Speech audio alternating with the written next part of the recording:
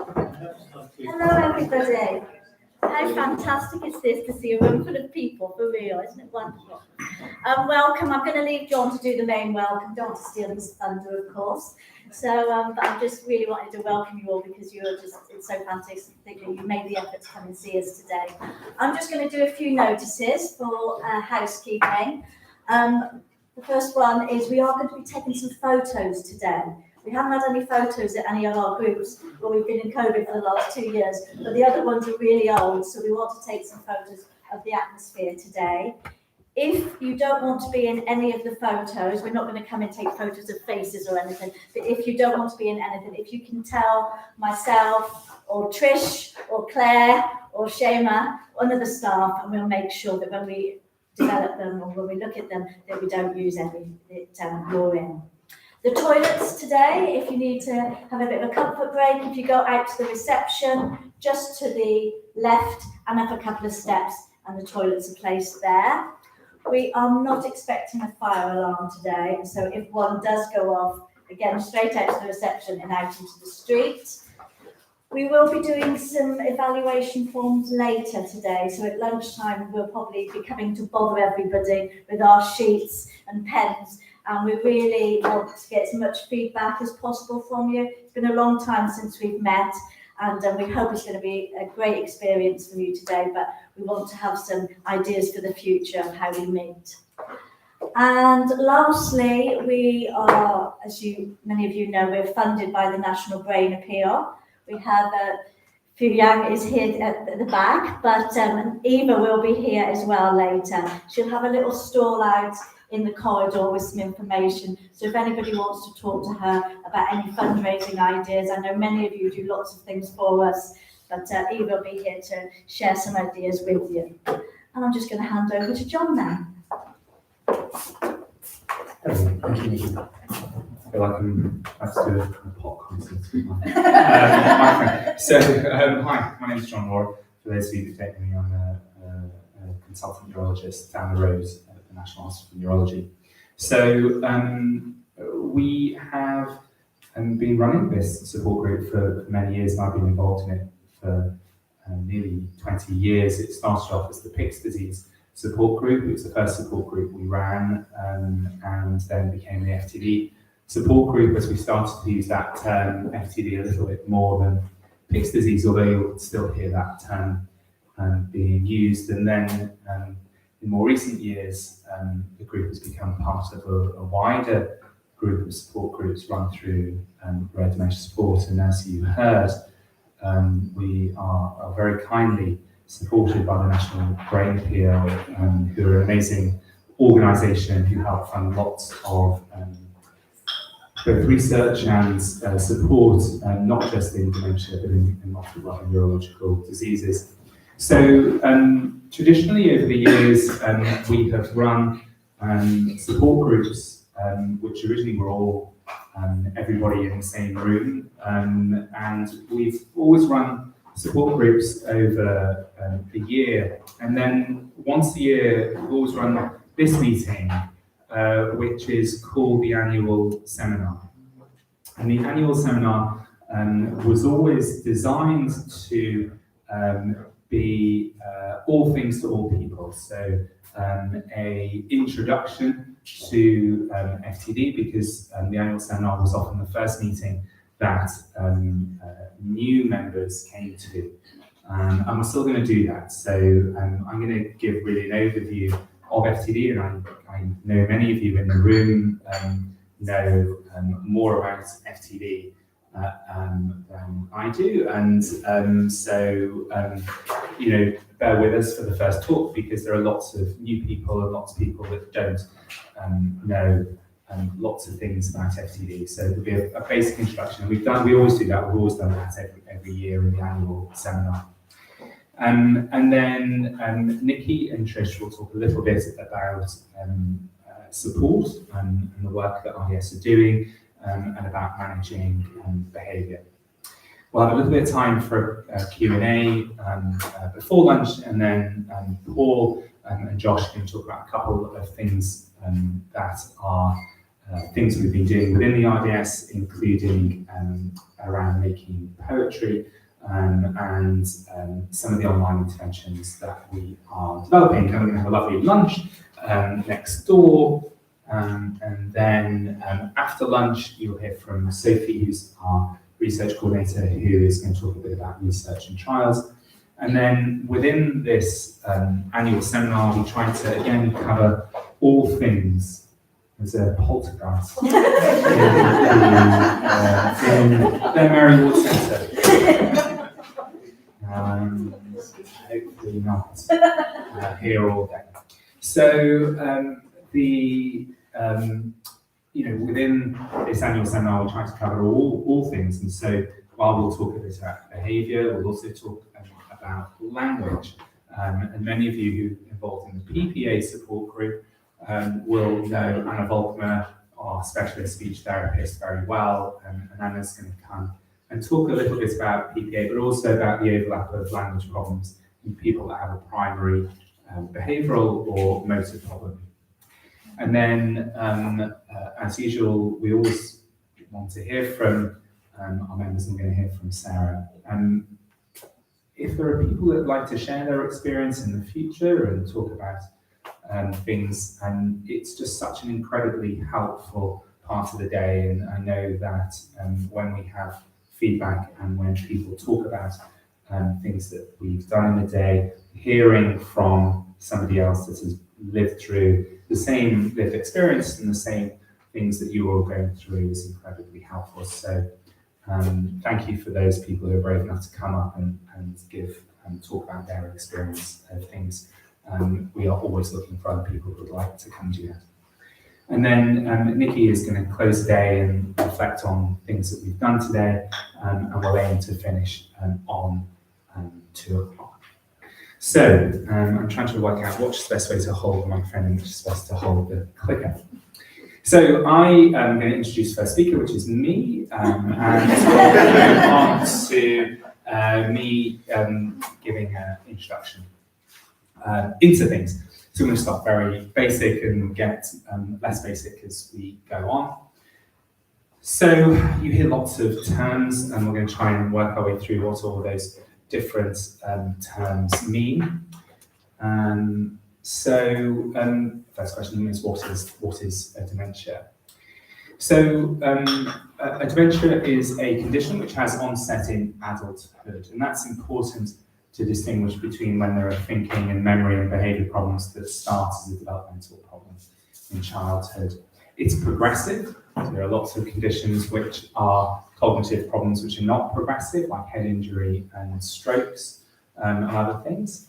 And then it's an impairment of thinking and or behaviour. So it's a fairly simple concept, but in each of those things is important. It's an adult disease, it's a progressive disease, and it's a problem of thinking and or behaviour. So by far the most common cause is Alzheimer's disease. And I don't need to explain that to you in your room, but certainly when I see people in clinic trying to explain Alzheimer's disease and dementia are not the same thing is important, and that's still, of course, prevalent in the general public. But Alzheimer's disease accounts for about 60% of people who have dementia in total. And then there are a group of atypical forms of Alzheimer's disease. And as RDS, we run lots of support groups for these atypical forms. So posterior cortical atrophy, it's a condition where you develop problems with vision as an atypical form of Alzheimer's disease. But actually, some of the language problems that we see within the PPA group are also atypical forms of Alzheimer's disease, and we'll talk about those. The second most common cause of dementia is vascular dementia. Now, that's not a condition where you're losing brain cells over time. It's a condition where you're having damage to brain cells because of damage to the blood vessels. But that is common as you get older. And there's a group of people that will have a mixed form of dementia. So you see people who have a diagnosis of a mixed dementia with both Alzheimer's and vascular. The third most common form of dementia is what's called dementia with Lewy bodies, and that overlaps with this condition, Parkinson's disease. Dementia with Lewy bodies is a similar condition to Parkinson's disease. You get very similar features, but you often develop things like hallucinations. The key for that is that you develop the dementia early on, and usually before you develop the changes, motor changes similar to Parkinson's.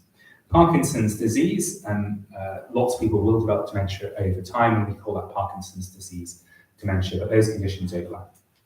And then FTD is really the fourth most common form of dementia overall when we look at all age groups. And these conditions together account for about over 95%, if not more, of all forms of dementia. There are lots of very rare diseases which account for the other 5%, but these conditions together account for about 95%. When we start to look at younger people, and particularly below 65, but below 60, FTD becomes essentially the most common or as common as Alzheimer's disease, particularly below the age of 60.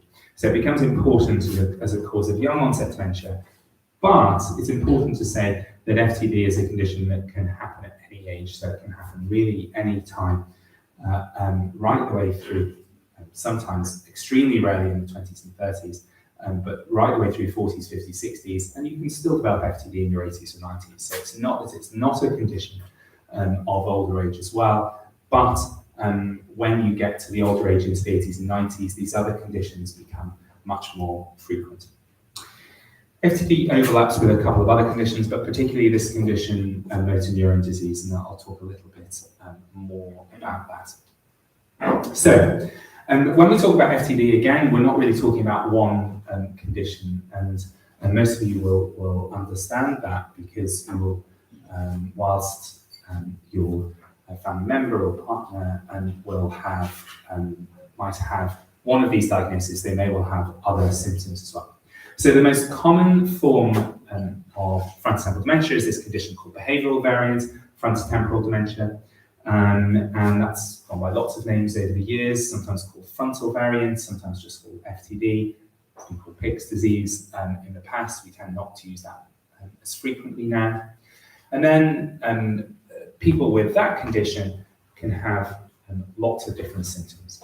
So many of you will recognise these things: loss of inhibitions, loss of motivation, less empathy to others, change in appetite, often developing a sweet tooth. It can be excess alcohol, excess smoking, becoming more obsessive and compulsive, and then problems with doing, multitasking, problem solving, making decisions. And those are the core symptoms. Those are the ones that we use to make the diagnosis.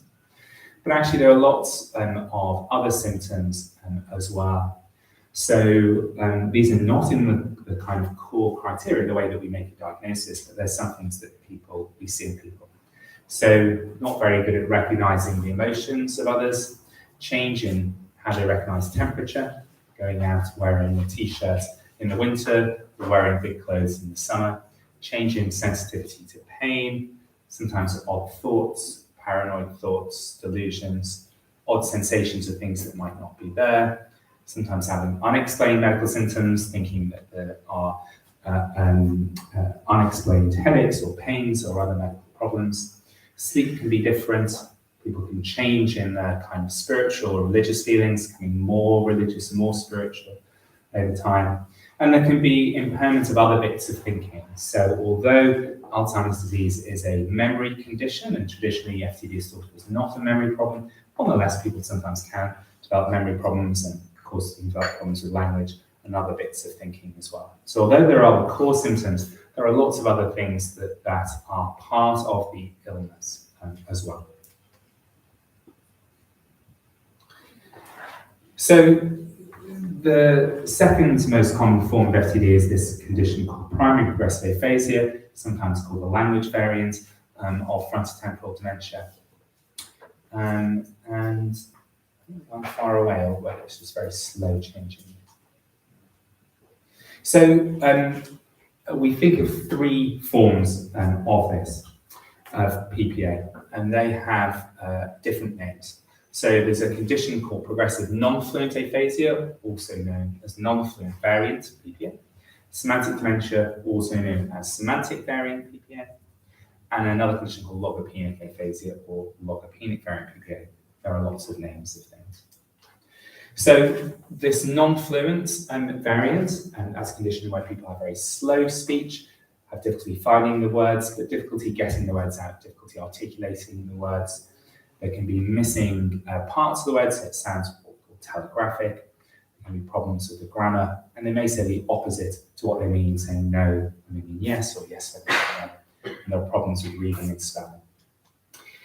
In the semantic variant, it's a problem of what's called our semantic knowledge. Our semantic knowledge is our knowledge about things, ideas, concepts, and so people have real difficulty both finding the word but understanding what a word means. So people may say what is X, so what is chicken, what is a tornado, both examples of things that people, when they first presented to see me, might seem to talk about things in a more vague manner and have difficulty understanding what people are saying, as well as having problems with reading and spelling. And then lastly, there's this condition called logopenic variant PPA, and that's where people might pause in the middle of a sentence, might have difficulty finding the right word, difficulty repeating things. And while we include this sort of complex bit of it, while we include that as one of the primary progressive aphasias, actually, when we look in the brain cells of people to find out what's actually going on, it actually doesn't fall within the FTD spectrum. It falls within this an Alzheimer's disease, atypical form of Alzheimer's disease. And that's important because it might change the way that we think about what medication we would give or what kind of research people might be involved in. So that's important. And nowadays, we can try and understand that through using certain tests, which I'll talk about in a minute. There are a group of people who have a variant of primary progressive aphasia that doesn't very neatly fit into those three types. So sometimes people will just get a diagnosis of primary progressive aphasia without necessarily being given one of the subtypes. Because there are about maybe 5 or 10% of people that it's not easy to place within one of those three groups.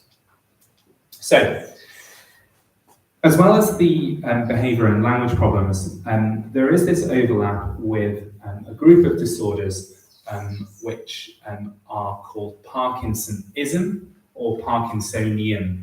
So that's the use of those terms are to mean that they look a bit like Parkinson's disease, but they're not the same. They're a different condition, but they have some of the similar features. So people might slow down, they might become, arms and legs might become stiff, and less commonly, people might have a tremor, features that are like Parkinson's, but not exactly Parkinson's disease. And some people, they might just have this Parkinsonism without having a particular extra name to it, but for some people, they might have one of these two conditions called corticobasal syndrome, sometimes called corticobasal degeneration, or PSP, progressive supranuclear palsy.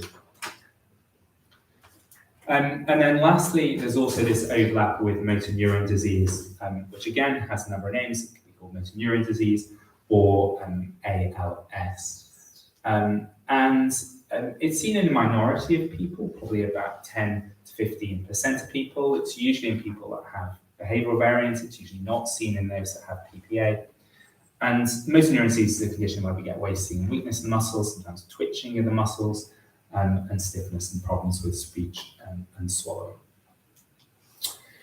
So that's the sort of all the different features. And the reason that they're all part of the FTD spectrum is that sometimes some people will have only one of those conditions, but sometimes people will have more than one of those conditions at the same time, or will have features of some of those. So even if you have behavioral variant frontotemporal dementia, you may develop problems with language, you may develop some motor problems as well.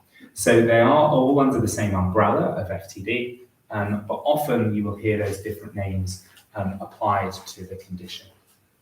So what's happening in the brain in people with FTD? Well, for about a third of people, there is a direct genetic cause, but for 2/3 of people, so for the majority of people, there is no known cause. We don't know what the underlying cause is. And people always ask, well, what work is going on? What do we know about that? And that's simple. We don't know a great deal about that. People have looked, is this previous head injuries? Is it previous infections? Is it previous other things I've done in life? Is it things I've eaten in life? None of those seem to be things that are relevant. So we don't really know. For the people that don't have a direct genetic form of FTD, we don't really know what it is that triggers it off. But whatever it is that triggers it off, whether it's a genetic problem or a non-genetic problem, there are a number of chemical pathways in the brain that lead to one of our proteins being sat in our brain cells. So our proteins usually move between our brain cells as if they were going along roads. So they go in traffic, and they traffic from one brain cell to the other, and the proteins move free and easily. But when a form of dementia happens, those proteins all clump together, and they all sit together. And once they're clumped together, they can no longer travel on the roads, and they have to sit within a brain cell and not move. And the more that those clumps of proteins start sitting in the brain cell can only do one thing, and that is to die off and to lose the brain cells. So that's the same for any form of dementia. Those abnormal proteins get deposited in the brain, and then we lose brain cells. That's what we call brain atrophy. That's what we can see on brain scans that we do. When you lose brain cells, you lose the chemicals that are sending the messages between the brain cells, and that's what eventually leads to the symptoms and signs of the condition. So whatever form of dementia, whether it's Alzheimer's disease or FTD or dementia with Lewy bodies, this is the kind of pathway of what's happening in the brain. And it's each of these stages is slightly different depending on the different form of dementia. So in the FTD brain, we know that there are a number of different genetic causes, and there are three core common genetic causes which can trigger off FTD, and that's changes in the progranulin gene, the tau gene, also known as MAPT, or the C9orf72 gene. And that's for the third of people that have a genetic form. For the other 2/3, we don't know what kicks it off. There are some rare other genetic causes. And then we know that triggers things off, and it leads to these proteins sitting in the brain cell. So you might sometimes hear these terms, TDP43, tau, or FUS, F-U-S. And those are the three proteins which can go wrong in frontotemporal dementia. And whatever happens at the start, each of those leads to loss of brain cells in the front and the temporal lobes. That's why it's called frontotemporal dementia, because it affects the front of the brain and the side of the brain, the temporal lobes. And that then leads to decreased levels of a number of brain chemicals, including serotonin, and the same brain chemical that's affected in depression. And that's often why we suggest trying some of the same drugs that we use in depression, because we know that there are decreased levels of some of the same brain chemicals. And that, of course, then leads to these behavior, language, and motor problems. So in a very simplistic way, this is the kind of what's happening in the brain when people have FTD. So a little bit about the genetics. We know that FTD can run in families in some people. It's probably somewhere between 1/3 and 1/2 of FTD is genetic. We now know what most of those genes are. The common ones are the three I've just mentioned, tau, progranulin, and C9orf72, but there are some rare causes as well. And we can now, by and large, test for all of these at the same time. So when I first started, we used to do one genetic test at a time, but we now have these genetic panels where we can test for all of them at the same time. So if we look at that, when we think about what the potential risk is for this being a genetic cause, well, behavioural variant FTD is much more commonly genetic than PPA or the other conditions. And if we look at people with behavioural variant FTD, and we look at the risk, so if the person has FTD and two of their first-degree relatives have FTD, the chance of us finding a genetic cause is more than 90%. If the person has FTD and their parents had a young onset dementia, there's about a 60% chance of us finding a genetic cause. If the person has FTD and their parents have an older age dementia, the risk is about 25%. and if the person has FTD but has no relatives with dementia, the risk is still about 10%. This is specifically with behavioural variant FTD. And so many places around the world offer genetics to most people with behavioural variant FTD, because this risk, even though it's low, it's obviously a 1 in 10 risk, there is still a small risk in people even when they have no relatives with dementia. But you can stratify, think about what that risk is depending on other members of your family and who else has FTD within the family. The other forms of FTD are much less likely to be genetic, so only about 5% of people with the non-fluent variant have a genetic form, 95% is not genetic. And actually, for the other forms, dementia semantic variant or the Parkinson disorders, actually 99% of it is not genetic. So for the vast majority of people, unless there's a clear family history, we don't tend to offer genetic testing with those conditions because it's almost never genetic. So I said what causes sporadic FTD. Sporadic is the name for non-genetic forms. We know less about this. Although it's not directly caused by a gene, there probably are some genes where there is a risk factor that will predispose people to getting FTD. We know a little bit of work on that, but not very much. And then there are likely to be what we call environmental causes. And we don't know what those are at the moment, but there are some large studies that are starting to try and look at what those causes are. But we know very little about that. So how do we measure what's happening in the brain? Let's go back to this same picture. So can we measure this abnormal protein deposited in the brain? Well, we're starting to do some work on this. Some of you in this room very kindly have been involved in some of these studies where we collect blood samples or spinal fluid samples or do PET scans, trying to look at these different proteins, tau, TDP43 and FUS. And at the moment, we don't have very good measures of those things, but there's lots of research work looking to see whether we can measure these proteins just in, hopefully, eventually a blood test. But at the moment, we spend a lot of time thinking about spinal fluid and PET scans. We can measure the loss of brain cells. We can see that brain atrophy, and that's particularly seen on an MRI scan, slightly not as well on a CT scan. So most people will have an MRI scan to look at that. And then, of course, actually, the way that we measure symptoms and signs are with our clinical assessments in clinic and with our psychologists and doing cognitive testing.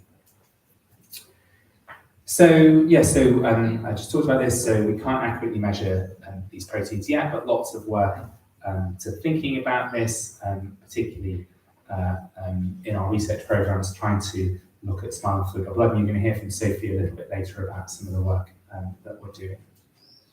So one of the questions that I get asked is, when are these changes happening? Well, let's go back to the same picture again. I see people in my clinic really when people have the symptoms and signs of the disease, and that's often when people present. Actually, we know that the loss of brain cells on scans, we know this from studies of people who are at risk of genetic forms of the condition, is that loss of brain cells is happening potentially 10 or 20 years before, and these abnormal proteins are being deposited in the brain about 20 or 30 years before. And obviously, the genetic factors are there from birth. So it's really important that we think about this and that we have lots of active research in this, thinking about how we may end up getting to a stage where we would want to prevent these illnesses. So again, how might we treat these conditions? Going back to the same picture, at the moment, it's very much about managing symptoms. And we can try to restore some of these brain chemicals. So the problem is that at least in FTD, that change in brain chemicals is quite complex and we don't know a huge amount about it. But certainly for behavioural variant FTD, there are lots of very small trials suggesting that some of the antidepressant drugs, the SSRIs, serotonin reuptake inhibitors, can be helpful to a small extent, and we tend to offer everybody an SSRI who has behavioural variant FTD. We'd like to, though, go further back, because even if you're restoring brain chemicals, you're not making any changes further back in the pathway. So we'd want to be able to try and either prevent injury to brain cells, or, and this is where lots of the research is focused, is trying to prevent the formation or remove those abnormal proteins. And so lots of work is being done on thinking, how do you pull out the abnormal tau, how do you pull out abnormal TDP43, and that's likely to be where trials are heading over the next few years. And of course, what we'd really like to do is avoid the risk factors if we knew what they were, or alter the gene. And lots of new work, and some of which Sophie will talk about later, is about how we might give a new working version of the gene back, or how we might stop the abnormal gene from producing proteins in the first place in people that have a genetic form of the condition. So, how do we support people? Well, you're here, you know about rare dementia support. There's this group, there's a PTA group, which I know some of you are part of, and the familial FTD support group, which I know many of you are part of, and you're going to hear a lot more about other things, including small groups and initiatives that RDS do. If you're interested to hear about our research, my group's research is here. It's ftdtalk.org, but there are also lots of fact sheets about FTD, which were developed in collaboration with people living with the illness and with carers, which can be helpful. There's lots of information here about particularly genetics and about genetic testing as well, if you're interested. It's also linked to all our research programs. So we really are, and you'll hear this later, we're definitely into a kind of exciting stage of FTD research. I've worked in this condition for many years. There are lots of things happening, lots of companies who are developing drugs, which we hope will help. There are trials that have started for the genetic forms at the moment, and for some of the motor forms. We hope that that will translate in the end into all of the forms of FTD, including the sporadic forms, and I think that's likely to happen over the next few years. But we think, we need to move forward as a community, and particularly for our genetic research, we're very thankful. We have lots of people who come and help with that, and who help, including designing our research and working with pharma companies to think about how we design drugs. So that's me. Please feel free to drop me a line. Our website of our study is there. That's a Genfrey study. The FTD Talk website is there. For those of you on Twitter, you can follow us. But feel free to drop me a line if there are any questions about things. So thank you very much. I'm going to stop there, and we're going to do Q&A later. We'll do some Q&A later, so I'll stand up a bit later and have any questions, but we're going to move on and hear from Nikki and Trish.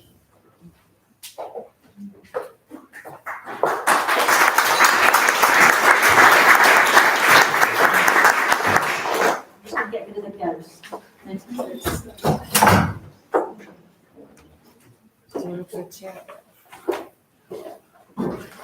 Hi everyone. For those that don't know me, I'm Nikki Zimmermann. I'm the direct support lead. I've got Trish with me as well today. So it's a bit like an art in deck sort of show, or for those of you that are old enough, hint and graphic probably.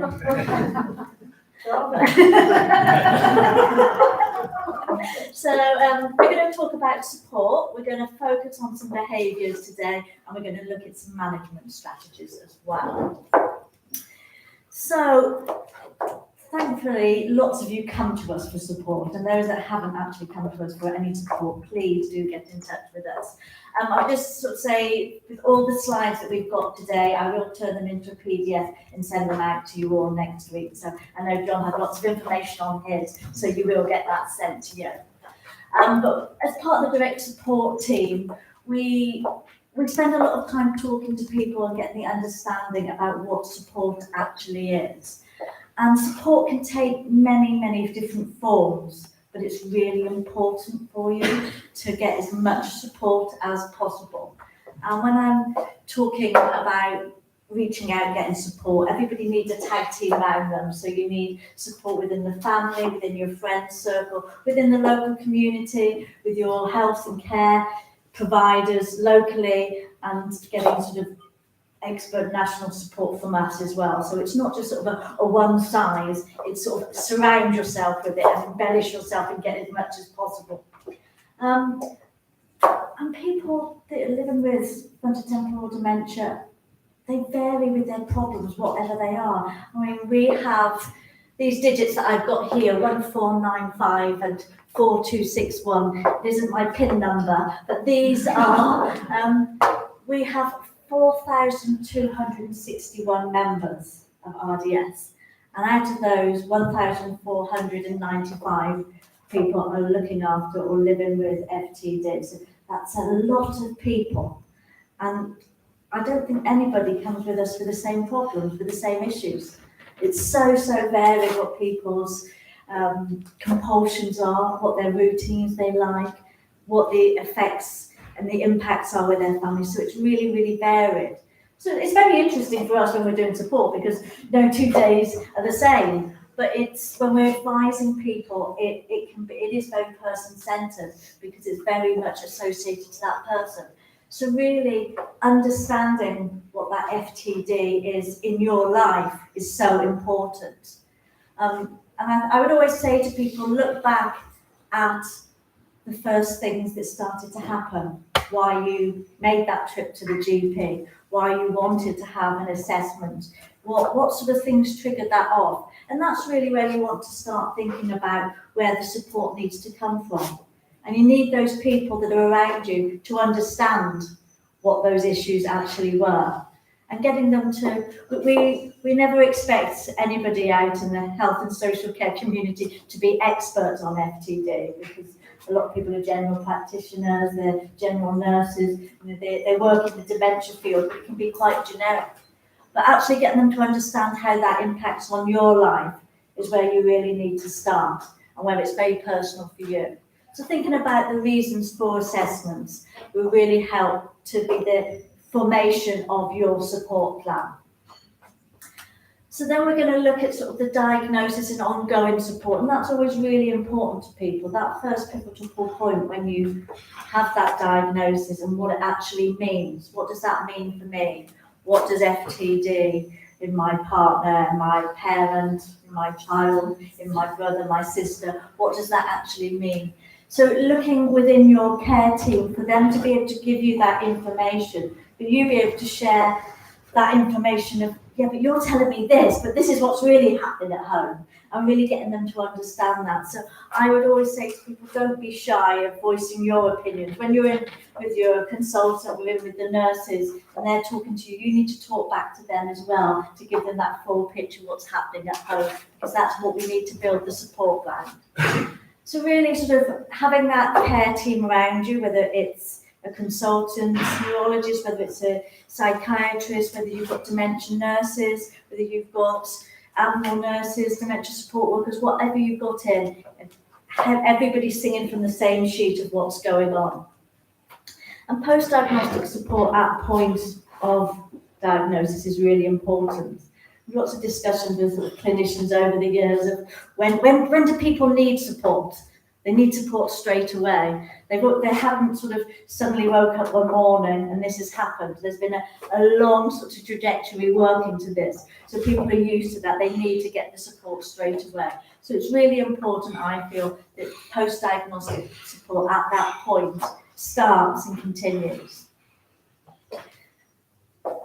And it's not just you and your partner, it's your whole family, people that live in the house, people that you socialise with all the time, getting some understanding and some psychoeducation, as we call it, of the understanding this is what's happening to this person, this is the problems that we're going to be encountering and how we deal with this. We can't change things, but we can have strategies around us which will help us deal with this. And Trish is going to talk about some strategies in a bit.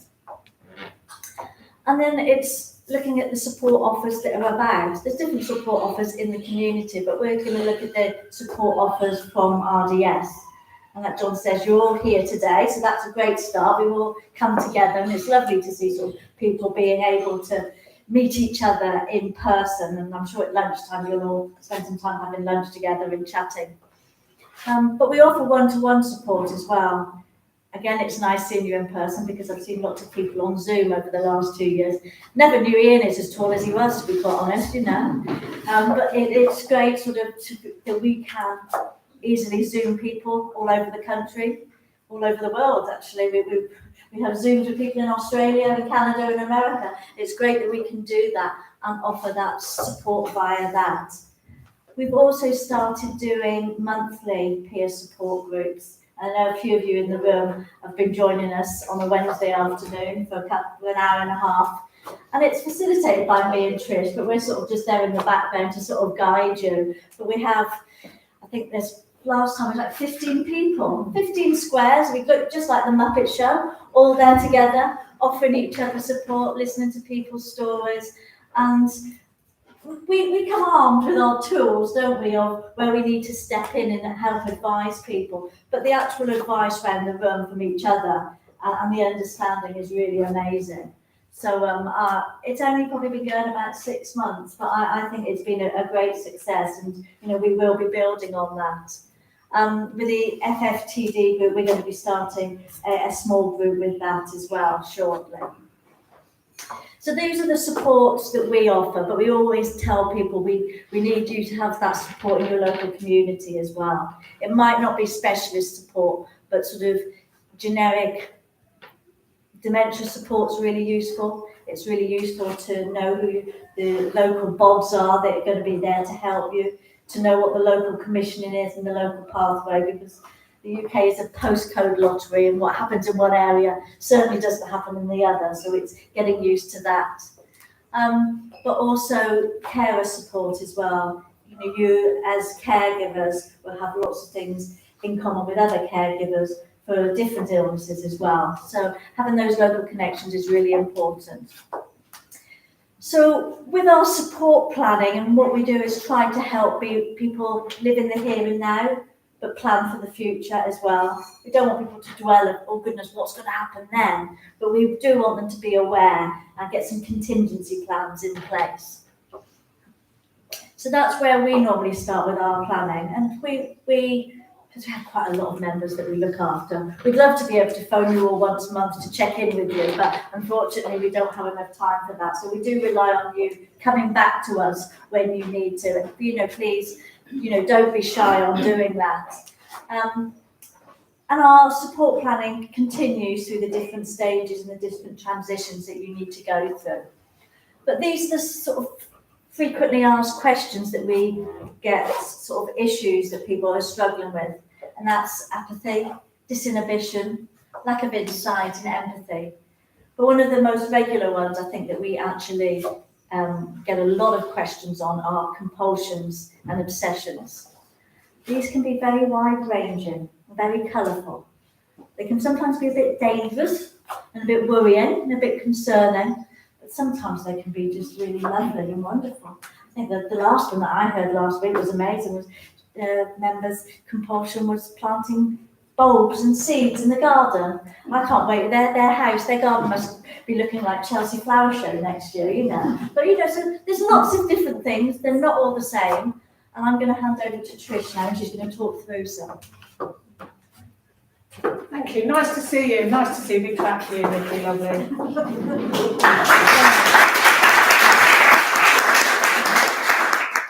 Nice to see you in person. Who knew in person would become a term that we understand now? I'm in person working today. Who knew that could happen? But here we are. It's good that you got here, and some of you have travelled a long way. So I know we've heard from people about the different causes, and we've heard from John, always fantastic, and we've heard from Nikki about support. But really, the truth is, mostly you're at home with this. You're at home living day to day with this. That's the reality. So we are going to look at some ways of working with people or supporting people. I know the term is often called managing, and I'm not sure that's always helpful. We can't always manage people. In fact, people don't want to be managed, particularly people, I'd say, with BVFTD. The last thing they want to be is managed. Quite often we have to think about how we can be flexible. If you're a carer or if you're living with FTD, the people in here who are living with FTD, what's really important to know is that not all of the things that we're talking about today apply to you. And certainly if you're caring for people living with FTD, not all the things I'm going to talk about here apply to you either. Everyone's FTD is a really unique experience.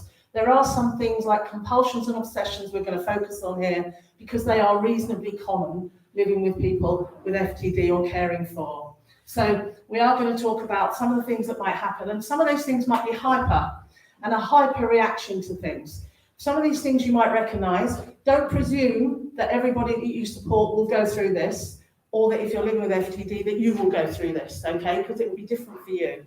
But generally, these are the things that you might experience. A kind of hyper need, in some ways it might be seen as, a kind of need for satisfaction around things like perhaps sweet food, as John mentioned, talking about needing maybe more cigarettes, more alcohol, perhaps being considered inappropriate in that need, particularly around how someone might need or want to spend more money, particularly the family savings, and you might not notice that until the diagnosis for some people, and maybe need to buy things that you don't think you want, such as a boat, and all sorts of strange things that might happen. You know, maybe perhaps needing to be more sexual, and that can be really difficult for people,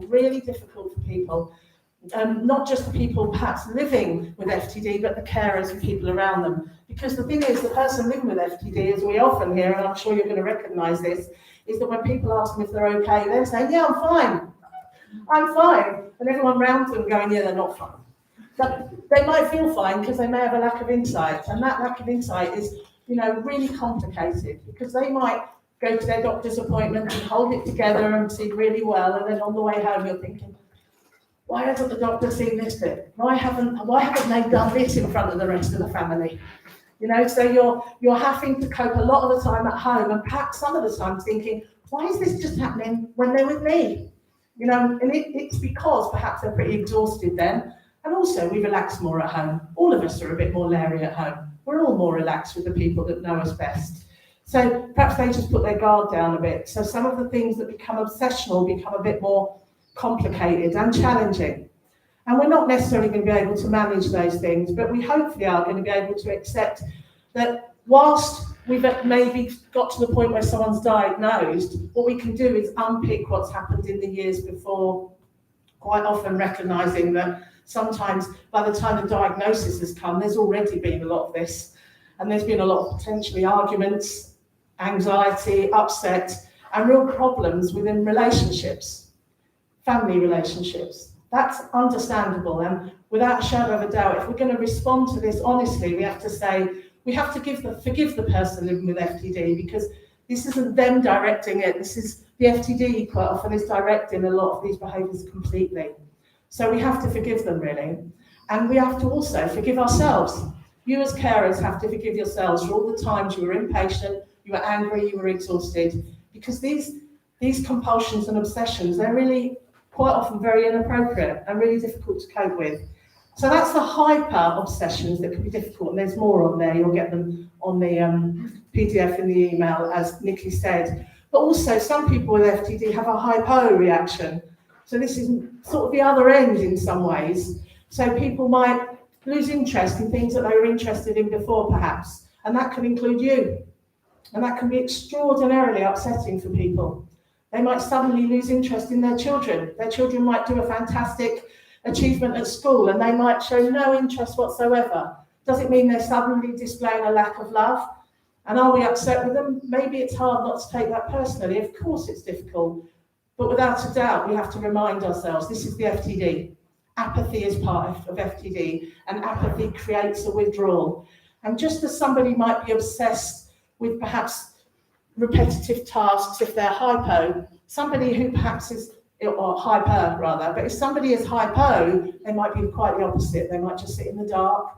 They might not want any sound, no music, no radio, no conversation. They might want no interaction. They might just watch telly all day. They might sleep a lot, almost all the time.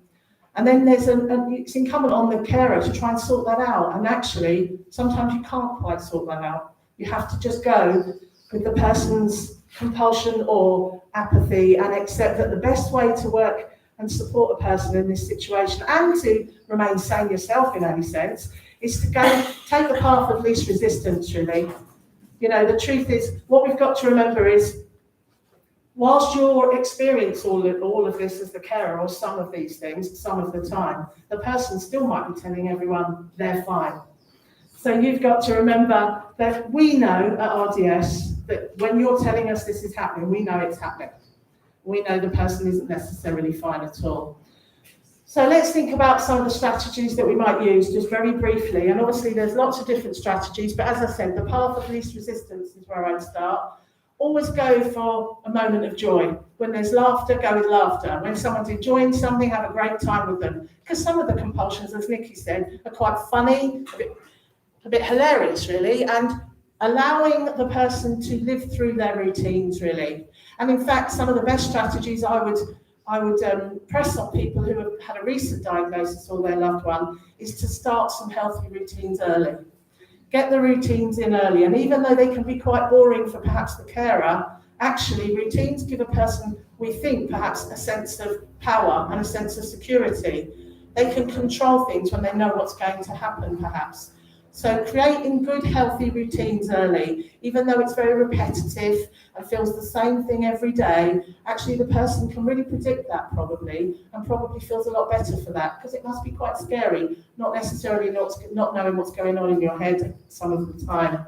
So trying very hard when somebody is hyper to really accept that they are going to act in a particular way that's inappropriate. And one of the best things I can suggest is tell everyone that you know that your loved one is living with a rare dementia. It's FTD, it's unusual. It's not like Alzheimer's, they haven't got memory issues, because I'm sure some of you will have said they've got dementia, and family and friends will say, they could remember the football scores last week, they know my birthday, they're fine.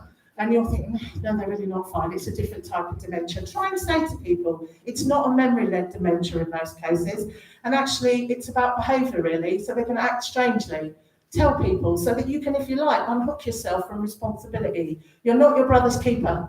You're not responsible for their behaviour. You have to allow yourself and forgive yourself for feeling embarrassed. But tell people in advance. Let shopkeepers know that you frequently, you're in the library or wherever you go, the swimming pool. Let people know. Have a lanyard, and lanyards now are really quite good, because through the COVID, people were wearing lanyards when they didn't want to wear a mask. So the public sort of know that a lanyard that doesn't look like a work one, it means there's a thing. That person's got a thing, they've got a lanyard. And that's helpful. Now the lanyard around dementia has usually got big sunflowers on it. So having a lanyard tells the public, oh, this person's acting odd, they've got one of those lanyards, they've got a thing. And sometimes that's all you need, just to say, yeah, they've got a thing, not my problem. We're walking along strangely, and it's okay, because they've got something going on. And public are mostly kind, I think. I hope so, anyway. And of course, when someone's hypo and they're ignoring you, ignoring the kids, ignoring all the things that they used to do, I think you have to accept that this isn't you. They're not trying to tell you that they don't love you anymore. They're not trying to be mean. They're not trying to hurt you. There is no point in asking them to explain why. There is no point in asking them to explain how it is they're doing what they're doing. People don't think their way through dementia, they feel their way. If they're feeling happy, feel it with them. If they're feeling disinterested, leave them alone. And take yourself a break, go and have a big gin. And if they're feeling like they want to compulse and completely repeat the task, don't feel like you've got to interrupt it because it's too boring for them. Because for the person who's repeating the task, it's making them feel it's meaningful for them. Let them go with it, as long as there are not huge risks involved, of course. And the truth is, you need to remember that some of us know that they're not fine, and it's okay to look for support. So think about planning and how you plan. Well, really important that you think about whether you're the power of attorney, get that in nice and early. We talked about compulsions with spending money. There's also some compulsions where people won't let you look at the money anymore. It's all hidden in an account. So you want to get the power of attorney arranged early when the person is first diagnosed, so that they can make these arrangements with you and with full capacity to give consent. But also remember, and it's vital, that there's a power of attorney for health and welfare. And this is vital, so go for both. It's really important. And share that perhaps as jointly and severally with perhaps some other family members. So think about planning. As Nikki said, and I won't go into that again, linking with your local support. Alzheimer's Society locally can be very useful, even though your loved one does not have Alzheimer's. The truth is they can be very good because they know what's going on locally. Carers centre, get a carers assessment from your local authority, you're entitled to one. a needs assessment. All of things are really, really important. But also remember, involve the person. A person with FTD retains capacity quite often right through, unlike other dementias potentially. So the person may be acting differently, but it doesn't mean they don't understand, and it doesn't mean they can't make decisions. Those decisions might be peculiar, and you might be worried about those decisions, but you have to accept that they still may have the capacity to make those decisions, and actually the law protects them to do that. It's important when you're concerned about capacity though, and you're not sure that they're making decisions with capacity, and as a family member you might see that before professionals do, because it's a complicated dementia. It's important that you talk to the professionals and say, and that might be a doctor, it might be a nurse, community mental health team, whoever might be involved, say to them, have you done a capacity assessment, please? Can you show me? Because this person needs to make this decision. You're assuming they can. I'd like to see that you've done an assessment because I'm worried about these decisions. So try and get involved or ask about capacity assessments. Talk about people's best interests if they don't have capacity. And I would say one of the most important things you can do is if you're going to keep your loved one's cup full in any way, the first cup you have to fill as a carer is your own. You take a break, you take respite, you take all the help you can get, not just from friends and family, professionally. You bring in support, and that support might start as a cleaner, because do you know what? That's one job you haven't got to do. If the person who with FTD is compulsed around cleaning, take it as a small bonus for a while, and go swimming. And ultimately, remember, if the person is hypo and you want to plan, they still can make decisions, albeit without much interest in the decision potentially. They may withdraw from wanting to go to their appointments. They may withdraw from being involved in any decision making as a family. Still try and involve them, and just try really hard not to take it personally if they don't show any interest whatsoever. Try not to judge the opinions that they have. It's possibly coming from their dementia and not coming from their deep-rooted feelings. They're not trying to say something to you that they wish they'd said 40 years ago. It's not relatable to that. It's just the dementia talking a lot of the time. So speak to other people in similar situations, and you're here today, and I expect and hope you take the opportunity at lunchtime to find out you're definitely not alone, eh? That's very important. Please get the local authority involved. They might try and avoid you a bit, especially if you're self-funder. Talk about the Care Act and tell them that you're entitled to an assessment. Plan in advance. Try and anticipate the changes. Make sure that you get as much help as you can locally. Have an emergency plan in place for if you become unwell and you're the primary and sole carer. Use some assistive technology. If the person's compulsion is to walk and they're reasonably safe out there, as safe as any of us, get a GPS watch or a GPS thing in the shoe, the sole of the shoe, and just keep an eye that they're having a lovely time walking 12 miles a day. There's nothing wrong with walking. And something I heard the other day, no one regrets having a walk. It's never a regret, is it? It's always a good thing. So a good walk is a good thing. And try and get as much help as you possibly can. I do want to thank you. It's a short time to talk about strategies, but please come to us and talk to us individually if you need to. And I'm going to pass you back to the lovely Nikki.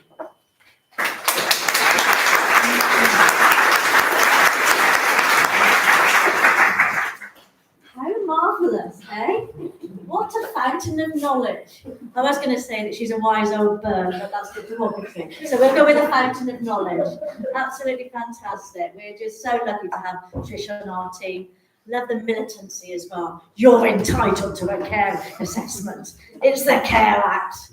I think, that's really important, and it is important to educate social services.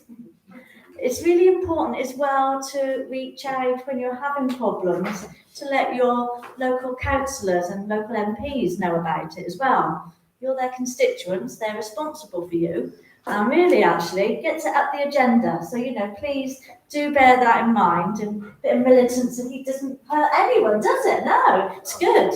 So how can we help you then? Right, so education, I think that's where it starts with everybody, doesn't it? And don't ever presume that any of the health professionals that are going to deal with you, know what they're talking about. I had a very interesting conversation with somebody who was designing the dementia pathway in one of the boroughs of London recently. and we talked about different dementias and young onset dementia, and we talked about how young people can be. And she said to me, gosh, she said, this is really interesting, because if they're that young, we really need to be able to look after them right through till they get really old in life. I said, it's a neurodegenerative disease. What does that mean then? Oh, so they were designing a dementia pathway. So, education, never ever assume. The seminars, hopefully you'll gain a lot from this. John did a fantastic talk earlier. We always get really good speakers in, whether it's our live seminars or our webinars. Our webinars are always available on the RDS YouTube channel. Take them, show them to people. Even some of the little snippets, so that this is really, really helpful. We did some really good little snippets on needs assessments and care assessments. When social services come to do a needs assessment, they ask you questions like, how do they eat? Can you manage to feed yourself? Can you, do you remember to eat? Well, people with Alzheimer's may forget to eat, but people with FTD, they love eating, especially chocolate. Yes, so actually that's probably more of a risk rather than not eating. So you've got to sort of think about how you explain FTD to people and what that really needs to be in the assessment, because their assessment's really genetic and it doesn't actually, generic, and it doesn't actually fit in. So you've got to think about that. Can they walk far? Because they're frail and everything. Yep, they can run like Usain Bolt. That's a bit of a risk as well, but that's not going to be on their assessment form. So we really, really do need to have that education within us to tell other people. I just think I could talk to people with rare dementias for days. I'm sure I bore people stupid sometimes, but I make sure they listen. It's really important. Knowledge is power. So like I said, share the recordings. There's lots of little recordings on our website as well. Now I'm going to apologise at the moment for our website. We are in the moment having a big overhaul. You're going to be able to find things much easier. There's going to be lots of little videos on there. I, for one, can't find anything on our website. And apparently I'm sort of in charge of it. So that's a bit worrying, really. So there is lots of work going on in the background. So soon you'll be able to find things, and there'll be really informative things much easier. And peer support, we spoke about the group. Please think about whether joining our groups or other groups, because actually, sometimes it's just somebody to listen to you. Sometimes you don't want an answer. You just want someone to actually listen and understand. Because actually, when you're living with somebody who has some unusual compulsions, and you talk to somebody who doesn't know, they look at you as if you're bonkers. It's like, that surely can't be happening.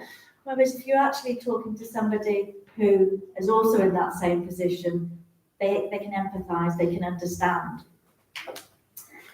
And really reducing isolation, like Trish said, it's hard going sometimes. You need a break, you need respite.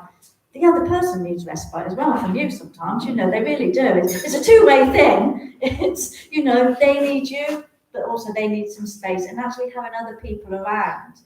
And actually having other people around within sort of care, whether it's a cleaner, whether it's a carer that's coming in, sometimes, your loved one really responds really well to the other person. You can ask 20 times in the morning, can you please get dressed? Can you please put your jumper on? Can you please do this? Can you please do that? No. A different face come in. Oh yes, I'll do that straight away. Thank you. So it does make things easier, and it does help reduce your isolation if you've got people there to speak to, people to help. And ultimately, we are here to help you. Hopefully all of you here are members. Nobody's snuck in through the back door, but it does surprise me when that does happen. This is our email address again. This will be sent out to us. And we are very lucky to be funded by the National Brain Appeal to be able to support you, not just give you some information, but hopefully give you some very good practical support, but some emotional support as well. Thank you for listening to me.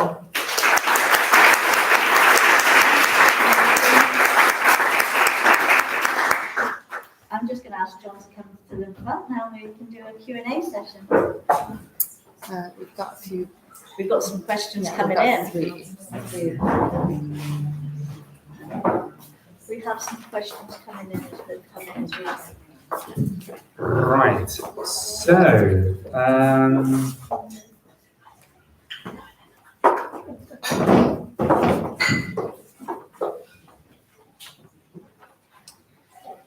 great. I'm just trying to. I somehow got to the age where I'm going to need to get some reading glasses. So I'm sort of certain age of life where I'm now sort of starting to squint when I look at things. Right.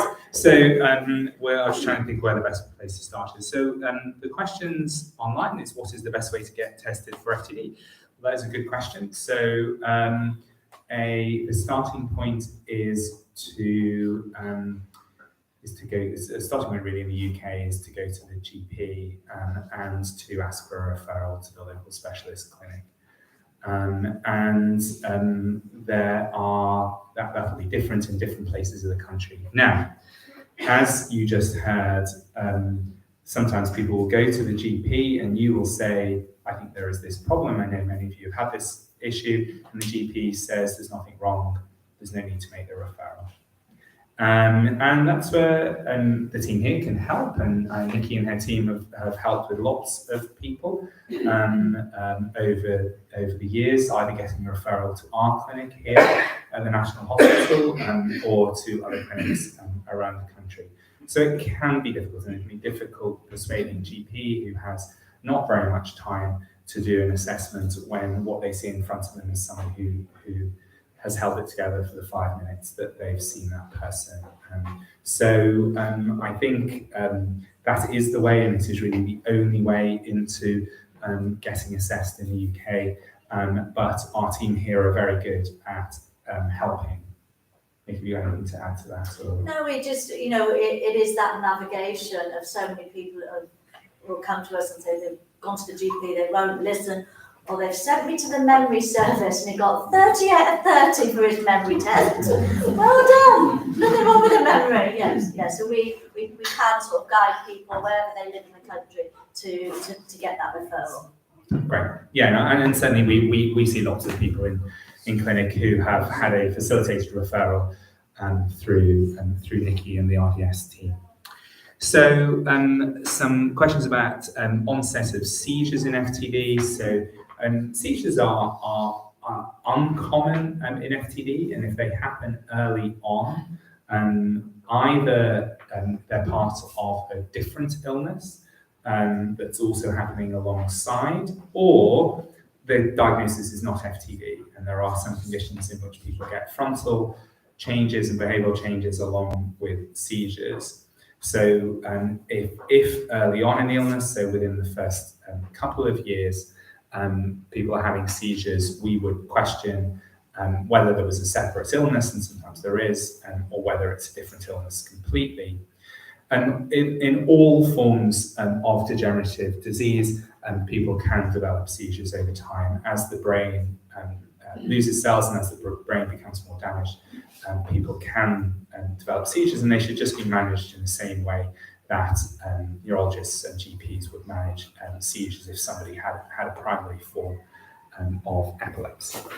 The next question is about the link between autism and frontotemporal dementia, and that is a complex question. The easy answer to that is they are two utterly separate conditions. Autism is a developmental disorder which has its onset in childhood, usually, even if sometimes recognised only in adulthood. And FTD is really the opposite end of the spectrum, which is a degenerative condition.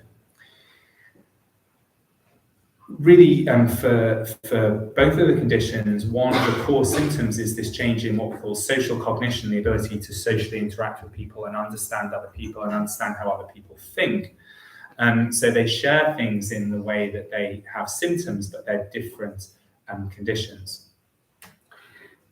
The complex answer to that question requires me to give an entire lecture on some of the recent research, and particularly we know in some of the genetic forms, particularly the genetic form called C9orf72, there does appear to be a link in families where some people in the family have autism, some people develop FTD, and that's extremely complex, and we don't understand that well at all. Is rivastigmine a standard drug for FTD? Absolutely not. We would, when I talked about the picture before, and I talked about changes in brain chemicals, not enough brain chemicals, and trying to restore the brain chemicals. In Alzheimer's disease, the brain chemical that is reduced is a brain chemical called acetylcholine. And so in Alzheimer's disease, for many years, we have given people what's called a cholinesterase inhibitor, a drug that increases the level of that brain chemical acetylcholine. And they have a couple of different names: donepezil, which trade name is Aricept, rivastigmine, whose trade name I can never remember, maybe Exelon, and another drug called galantamine. Those drugs are not being shown to work. There have been trials showing that they do not work in FTD, and in fact, we see many people who come through RDS and many people who come through my clinic where actually they can have negative effects in some people. In fact, they can worsen behavior. The worst extreme of that was somebody who I saw who had FTD, whose parents' behavior got much worse on the drug, and their daughter had recognized that, but they were not taken off it by their team, and they in fact ended up in a care home. And in fact, when they got to the care home and stopped taking the drug, they were well enough that they left the care home. We absolutely do not recommend those drugs. Sometimes when you see a doctor and they say, well, this is the only drug available for dementia, so we should give it, that is a misunderstanding of FTD. It's a different disease, different brain chemicals, should not be giving those drugs. Do myoclonic jerks cause more brain injury? So a myoclonic jerk is just it's a kind of sudden jerk, and it is caused by lots of different reasons, but in degenerative disorders, it's caused by a little abnormal electrical signal when one of the brain cells go wrong. And sometimes you'll see it in your partner, sometimes it'll just be a little flick, very mild jerk. There's a normal variant of it, which some of us get at night. It's actually very common as you drop off to sleep. Some jerk, that's common. That's called kind of benign hypnic jerk. So as you fall off to sleep, we all get a sudden jerk. That's a form of myoclonus. So again, a bit like seizures, as all degenerative diseases go on, some people can get a little bit of myoclonus, a little tiny bit of jerkiness. It doesn't cause any further brain damage. It's due to the brain damage. It doesn't cause any further problems.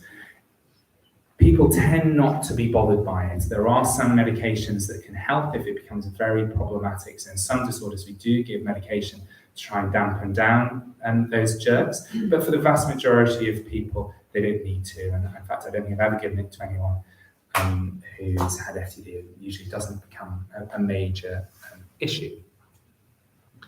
How do you get tested for the gene? Our standard practice in our clinic is once we've made a diagnosis of frontotemporal dementia, we think about what I talked about in the first talk, which is what is the underlying clinical diagnosis.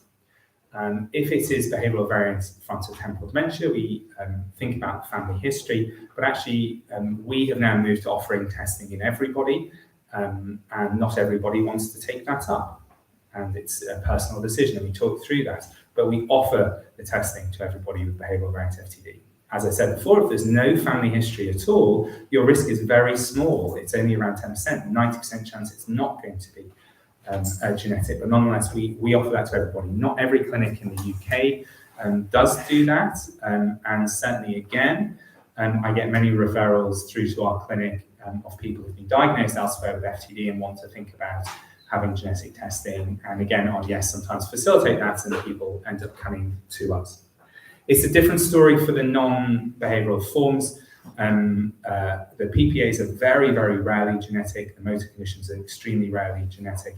And we tend to only do genetic testing if people have a very strong family history. But it is a very simple blood test, and it should be done in essentially any clinic, but often much more commonly done in neurology clinics than in psychiatry or memory services. Sometimes you have to go and see a neurologist or a clinical genetics clinic to get it done. I think that's all on the list. Does anyone have anything in the audience? Yes, we'll start at the front and we'll work our way around. Right. Yeah, we can do.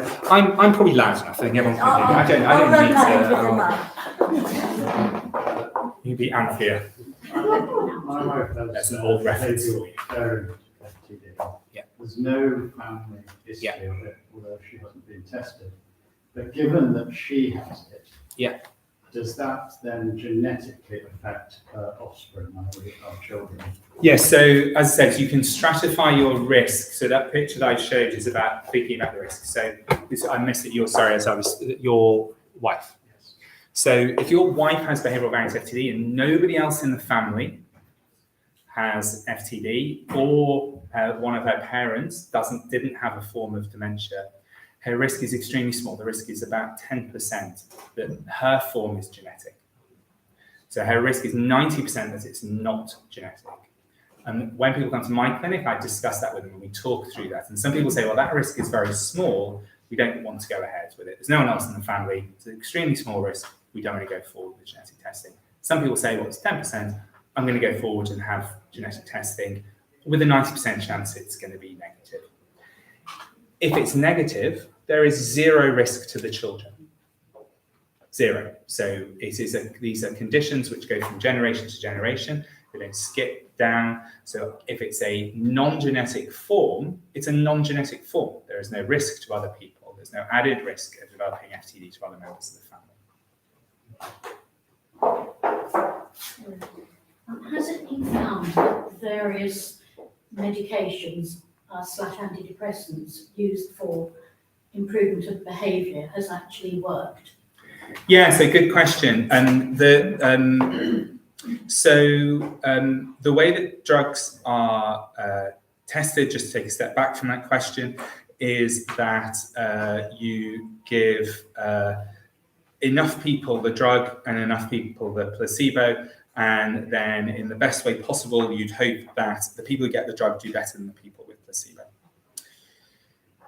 There haven't been any huge studies like that for antidepressants. There have been lots of small studies where people have been given an antidepressant, and we're talking small numbers, probably less than 100 in each of those studies, but there's been about 7 or 8 of them. And when you look at those as a whole, there is a positive benefit to trying an SSRI. The benefit isn't huge, but nonetheless, it is a positive benefit. And so on the basis of those very small trials, they're not ideal. They're not, you think about kind of really strong evidence for giving a drug down to the lowest level of evidence is an expert thinks it's good. And then the sort of levels in between. And here the level is somewhere in between about giving it. But nonetheless, that means as we don't have other things and we know about the biology of the condition, we often offer those to people. And I'll tell you my kind of anecdotal evidence of that is some people try them and say, actually, I think it's helped. I think there's been some change and I feel like it's had some positive benefit to behavior. People have had a bit more get up and go, or people have been a bit less obsessed about things. But at the same time, I've had some people who I give it to and they say, I don't think anything's changed at all. And that's likely. This is not, if you think about this kind of pathway of what's going on, we're not changing any of the bits at the front. We're just trying to kind of hold up and restore the chemicals. So for some people, they might have a little bit of a benefit from it, but other people may not have a benefit. And my experience of that is I always offer it to people. We often have a trial of it, but it doesn't always help. But in a way, there's nothing to lose. Exactly. By and large, they are, so by and large, they are drugs with few side effects. Some people get a bit of stomach upset, some people get a bit of a rash and other things on them, and then we often stop them. But by and large, they are drugs with few side effects. So yes, is the answer to that. Oh, thank you. My husband's FTD really seemed to be slow, but one of the consultants said FTD only copy syndrome? Right.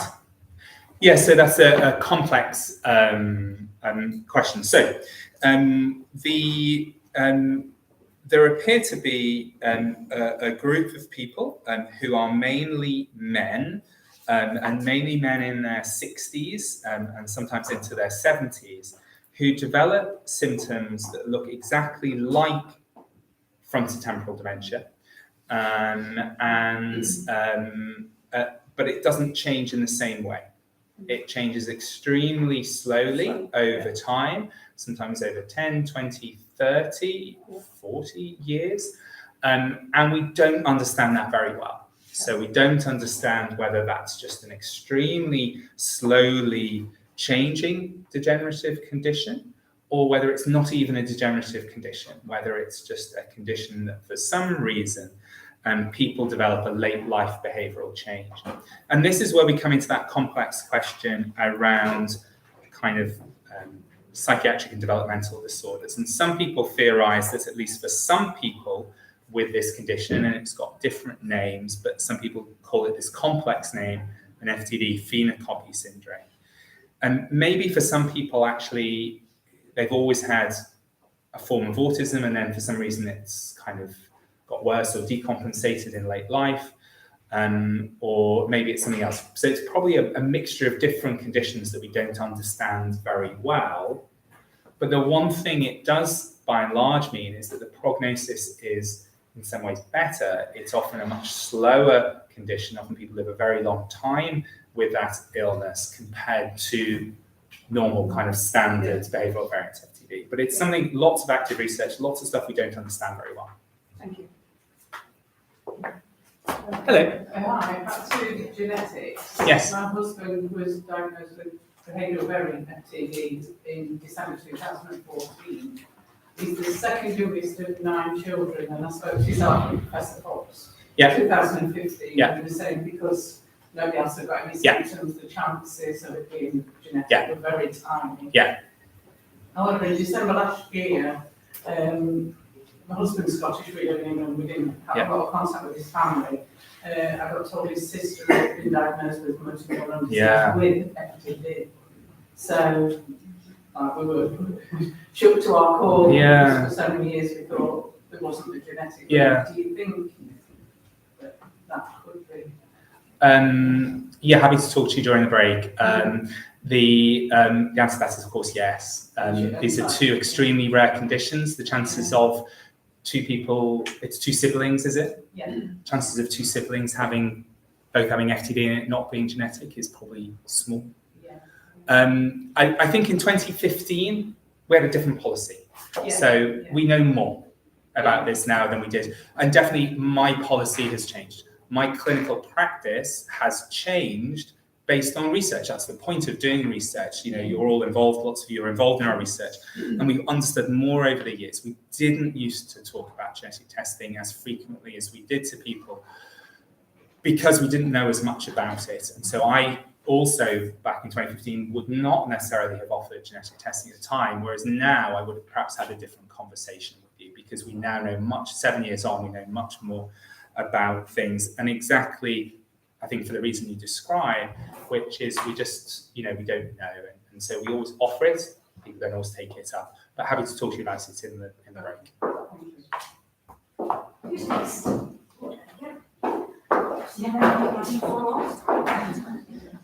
My name's Mike. My wife has FTD. She's 53, and I think it started out 8 or so years ago. Obviously, that's when I noticed the symptom. She only got diagnosed last year, difficult to get diagnosis. She's very fit and walks, she looks great and everything. So she's healthy that way. She also has MS. She hasn't had a relapse for 15 years as well. So she looks good on the surface, but she acts really strange, behavioural problems. And also, she's forgetting people, faces like she's known for years, and words, what they are, simple words. So I'm not quite sure what FTD she's got. So I'd like to know that. And also, does the fact that she is young and strong, does that help her last longer? Two extremely tough questions. One, I definitely can't diagnose your, what your wife is. I'm definitely happy to have a long chat during the lunch about things. I suppose as Nikki always says to people, which is if your doctor, it's really important that you feel able to ask your doctor the questions. So having come to something like this, to go away and say, I've been to this meeting, can you tell me what form of FTD my wife has? That's I can't tell you that just without having done the full assessment and thinking about things. But you should feel able to go away and feel supported by the RDS team to think about the kind of questions that you'd want to go back to an assessment and ask. And if you feel you're not getting the answers to those, again, you may be that you want to go to another clinic and have a second opinion about those things. And again, the RDS, Nikki and her team are very good at thinking about those things. But often, you go with a list of questions and they can answer them for you. They'll be able to say, this is what we think, this is what we think, this is this variant, and we think this is that. So I'm definitely happy to chat, but I think maybe have a chat with Nikki and her team about the kind of questions you'd go back to your wife's consultant and talk about. The prognosis of FTD is extremely variable, and it doesn't really depend on the age at which you develop symptoms. It depends a little bit more on the type, on the exact diagnosis. So whether it's behavioural, whether it's genetic, whether it's the semantic variant, and those are all a little bit different. If you go onto our FTD Talk website, there's a bit which is called Frequently Asked Questions. And one of the questions is, how long does this illness last for? And we talk a little bit in more detail about the kind of ranges and more on the specific diagnosis. I say the same thing, any of you that come to my clinic will have heard this before, which is that it is extremely individual and everyone's journey is very individual. It's very hard to predict on an individual basis. We do lots of research to try and have a better way of doing that because we don't have a good way. Doctors are not very good at being able to tell you what the length of the journey is going to be. But the rough thing is that if a condition has been moving slowly, it tends to carry on moving relatively slowly. If it's been moving quickly, it tends to carry on moving quickly. These don't tend to be illnesses which necessarily have a huge amount of variability in the speed of them. So if it's a condition that's moved relatively slowly up to now, it tends to carry on being slow. That's a very rough rule. It isn't absolute, but that's what I tend to tell people. And what I also say to people is, it becomes clearer to me, and I'm able to give a better answer the more I see people, the more I know somebody, and the more I've seen them over time, the more I'm able to give them a better idea of where we are, what stage we're at, and where we're moving to in terms of planning things. So I'm being told, and I was told 5 minutes ago that we need to wrap up.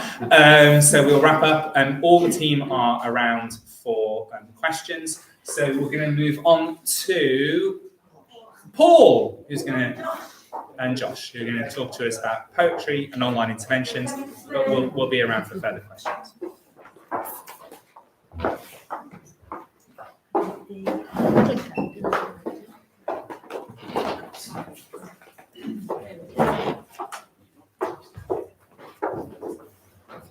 Hello, good morning.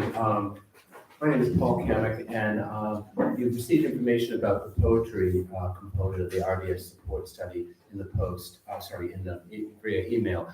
So I won't go over everything that was already sent to you, but give you a brief overview. Many of you may not consider, and certainly probably the world doesn't consider research and poetry in the same sentence. They seem very different and very peculiar, maybe companions to have together. But there's been a lot of research over the last 20 years and a lot of practice done with poetry across dementia, particularly and mostly exclusively Alzheimer's disease. As part of our work with poetry, we're looking at each of the rare forms of dementia at RDS and asking people to participate in a group poetry event. So for today, in front of you on your tables, you'll have a sheet of paper. I can just hold this up.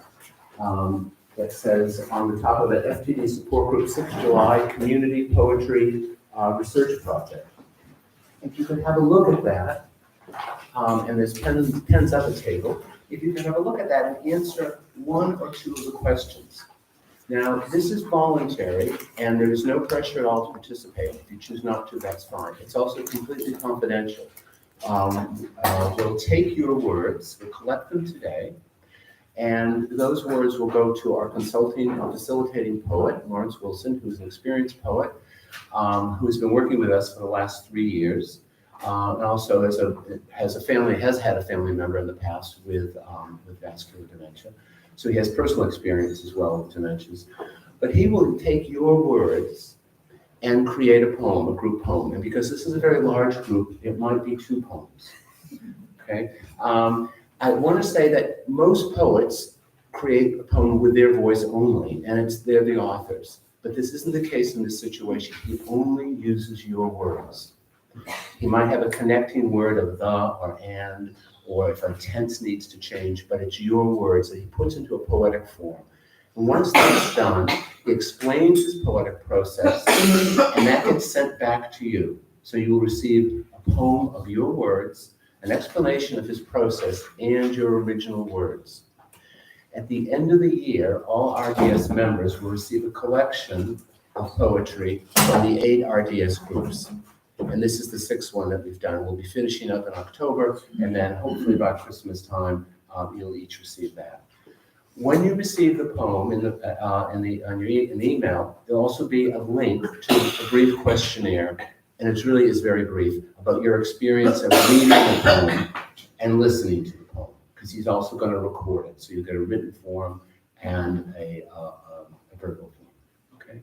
If you have any questions, I'm around until 2 o'clock when we break up. Happy to answer them. So thank you very much. Thanks. Thanks, brilliant. Thank you. Hi everyone, I'm Josh, and I'm a clinical psychologist and researcher at UCL. So I work in a clinic actually associated with the Cognitive Disorders Clinic as a clinical psychologist. So our work is supporting people living with and their carers of with rare dementias. So that's kind of what we do clinically. What I'm here to talk about today is a online tool that we've developed to support carers specifically of people with either PPA, behavioural variant frontotemporal dementia, and also PCA. I know that's not relevant, but just to say those are the 3 conditions that this online programme is designed to support. So what the picture above is a picture of the online tool, what sort of thing you might see of the of kind of different modules. So it's kind of a modular program where people can kind of work through around specific things that we know carers find difficult, and kind of solutions and ways of managing that. It's been extensively developed with my colleague Ida Suarez-Gonzalez, who some of you may or may not know, but also with a team of people with lived experience. So we were very keen to co-develop it with people who experienced being a carer, and I had a lot of input from those people. So it's hopefully something that's very relevant to people. What we're doing is we are currently trialling this. I have another slide, I'm not sure whether it particularly helps. It's just another picture. Oh, yeah, there we go, another picture. So basically it's another picture, but it's also possible to print it out, I guess, is one thing, to use it on a mobile phone. So it can be used on a variety of devices, a laptop, a mobile phone, or as a printout. And what we're doing is we're trialing it. So we want to know whether it works and whether it's helpful for people. Initially, we're doing something called a feasibility trial, which basically what that means is it's trying to understand, is it acceptable to people? Do people think, oh my word, this is a terrible idea, or do they think it's actually quite helpful? So that's what the initial trial is. We've also got money following that trial to do a big, what we call effectiveness trial, which is to look and see whether it actually helps people in terms of their mood, or in terms of how able they feel to manage caring for their loved one. So that's what it is. And we're interested, we just want to publicise it really, let people know if they're keen to take part. What would happen is they would be sent some questionnaires to do pre and post. doing the intervention. And because it's a randomised controlled trial, people would either get a chance to do the intervention or they'd go to a control group. So I suppose that's just to be clear. And the reason we have to do that is that's the only way we can know whether something works or not. You're probably familiar with that. I know it's not ideal, but that's how it works. So what this is, it's a sort of randomised controlled feasibility trial. And we really welcome and really want to get feedback and understand whether this is the best way to support people. So that's what it is. If people are interested, I don't know, is the email research@raredementia-support.org somewhere in some of the It'll be sent out materials? with it, but it's like ours is contact@raredementia-support.org. It's research at. It's nice and easy to remember. And so if people are interested, and then it'd be great if you were to email that email, research, and it'll be in the materials. As I say, I'm Josh Stott. I'm very happy if people have queries or questions to email me directly about it, but my email's not on there. So I'll send it out as well. Send So emails. if people have queries, then they're very happy to answer them. But also, the way to sort of get involved is through that research at. And I won't take up any more of your time because I know there's lunch, but I will be around for lunch if people have questions or queries at this stage. Thank you very much, and thanks for that. One thing I thought I had a really important thing. Part of the point of the poetry project that we're doing here is the public engagement. So the collection of poems early next year will go to key members of Parliament in the House of Lords as well as MPs, and we'll decide among RDS who are those key people, just to give them another way of understanding what support is for people with rare forms of dementia. And there will also be a journal article, a public health journal, following that up as well. So thank you.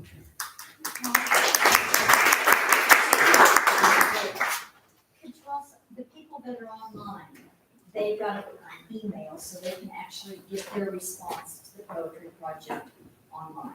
Yes, for those of you online, hello. For those of you online, you've got a link and you can respond. We ask that you do it by the end of the day tomorrow. So then we'll close the survey. Thank you for reminding me. We're really good at this, aren't we?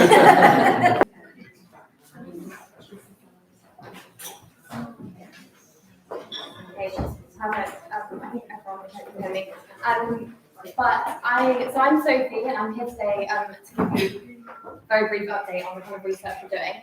I joined Professor Rohrer's lab back in December, I'm the GenFeed study coordinator, so that's our research looking into genetic frontotemporal dementia.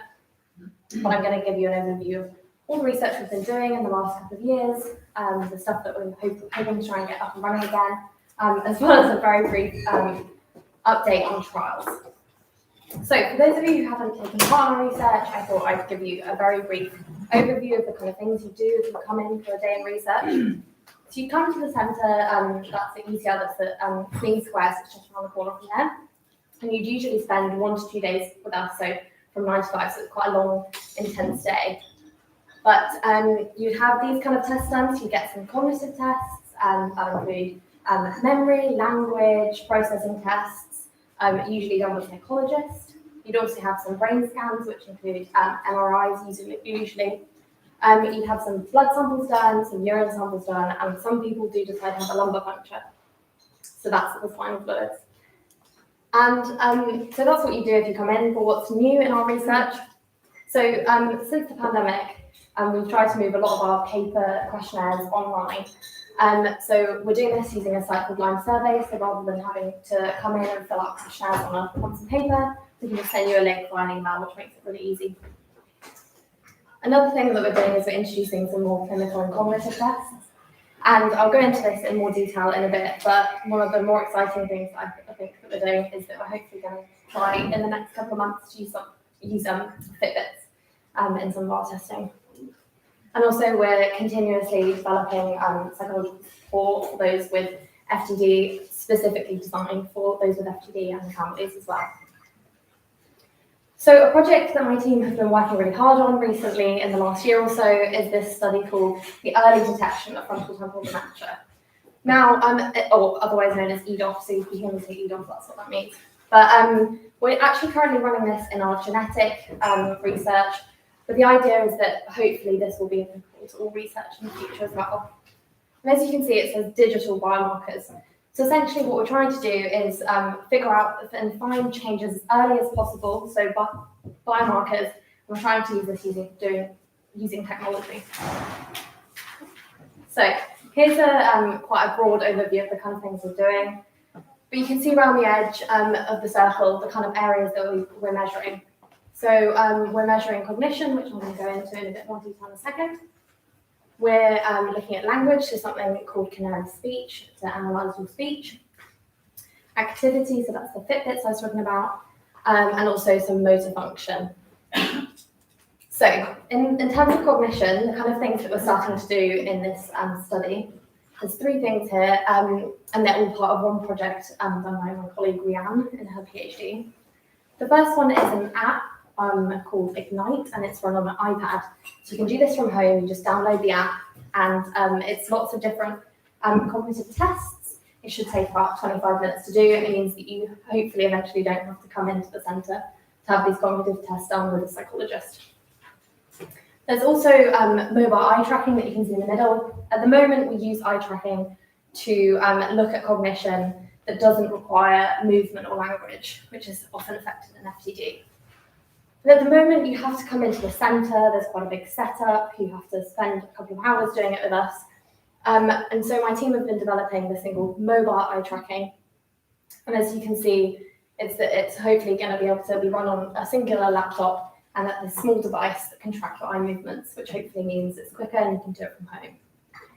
And the final part of this project is something called Longevity, which is an app that runs in the background of your phone and tracks metrics such as tapping speed, typing speed, swiping speed. It doesn't take any personal data, but we're hoping to look into what that can show us. So another thing that we're doing in terms of cognition in this study is See Hero Quest. This is a project that I've actually been working on, but essentially back in, I think it's 2014, some game developers along with researchers designed an app that then over 4 million people played on the App Store. They took it down and only researchers can use it now. This has been used a lot in Alzheimer's disease research, but we're hoping to introduce it into our research, see what we can find. But essentially download the app, and you can see the different tasks shown there on the side. You play the task, you get shown a map that has numbered targets on it. The map is then taken away and you get to navigate around finding the different targets. It's just a bit of a game basically. The idea is this looks at spatial navigation, spatial memory, which hasn't been looked at a lot in FTD, and it's not currently in any of our measures that we look at the moment. So we're hoping to see what that might find. So apart from all the cognitive tests that we're doing, we're also trying something called fluidity, which essentially is where we can take blood samples from home. So rather than you having to come into the centre and have a blood sample taken, you can hopefully, all you need to do is take a finger prick of blood, put it on these blood cards, leave it to dry and post it back to us. And the idea is that we can do similar tests that we can do with a usual blood sample, but it means we can hopefully test more regularly. Also it means you don't have to come into the centre to do this. So why, I've been talking about the fact that we're trying to do more digital and remote testing, but why would we want to do that? So apart from the fact that COVID has kind of pushed us very hardly against doing this basically, there's also a lot of benefits to it. So it's hopefully going to be lower cost, which means we can do more of it. A lot of these sensors are very sensitive to small changes, which is really useful for our research. It can be done from home, which hopefully means it's going to be more accessible to people. It allows for continuous measurement. So rather than just looking at measures in one day that you come into the research centre, it can be multiple days, it can be weeks, it can be months, and even years sometimes. And also we're hoping it means that more people continue with the research if it's easier for them to take part. So that was some of the new stuff we've been doing, but some of the stuff that we've been running for a while. Some of you may have taken part in these studies. And one of them is called LIFT. That's the longitudinal investigation of frontal temporal dementia. And you come in for a day similar to the one that I mentioned at the beginning. You'd come to Queen's Square, you'd have some brain scans and cognitive tests. And this study is specifically for people with non-genetic forms of frontal temporal dementia. Another study that's being run, that's also longitudinal, so over a long time, is this study called Prospect. It's run by our colleague, Professor Morris. And this is looking at people with CBS and PSP as well. So when you usually come in for research, normally you'll have an MRI scan done, like I mentioned before. But there's also some studies that are looking at PET scans. So essentially what this is you come in, I'm sure many of you have heard of this, but you come in and you have a radio tracer injected. And then you have a scan in one of kind of these machines. And the idea is that we get a picture like shown on the screen up here. And this can show us lots of different things that I'll go into in the next slide, but just on the side there are the names of some of the studies that some of you may have taken part in, because Mind Maps Mini, and we're also looking at something called Tau tracers. So some of the things that we can look at in these PET studies is connectivity, so how your brain cells communicate together with each other. We can look at inflammation, which tells us a lot about what's going on in the brain, and also protein accumulation. So yeah, we're hoping that these will show us some very interesting things in the next couple of years. Oh. So another group that works at UCL, apart from Professor Rohrer's lab, looking at FTD research, is this brain behaviour group run by Professor Rohrer. And they look at lots of different things, but one of the things they're looking at the moment is auditory perception. So how people respond to speech and other complex sounds in day-to-day life. They're also looking at the differences between speech and song perception. So what they've been able to find so far is that individuals with BVFTD perform significantly worse than the other groups, such as controls and semantic dementia, when looking at accuracy and distinguishing between spoken or sung phrases, which may indicate that there's some differences in the processing of these two things. They're also looking at behavioural changes, so they've managed to find that there's 4 distinct patterns of behavioural changes directed towards these different kinds of rewards.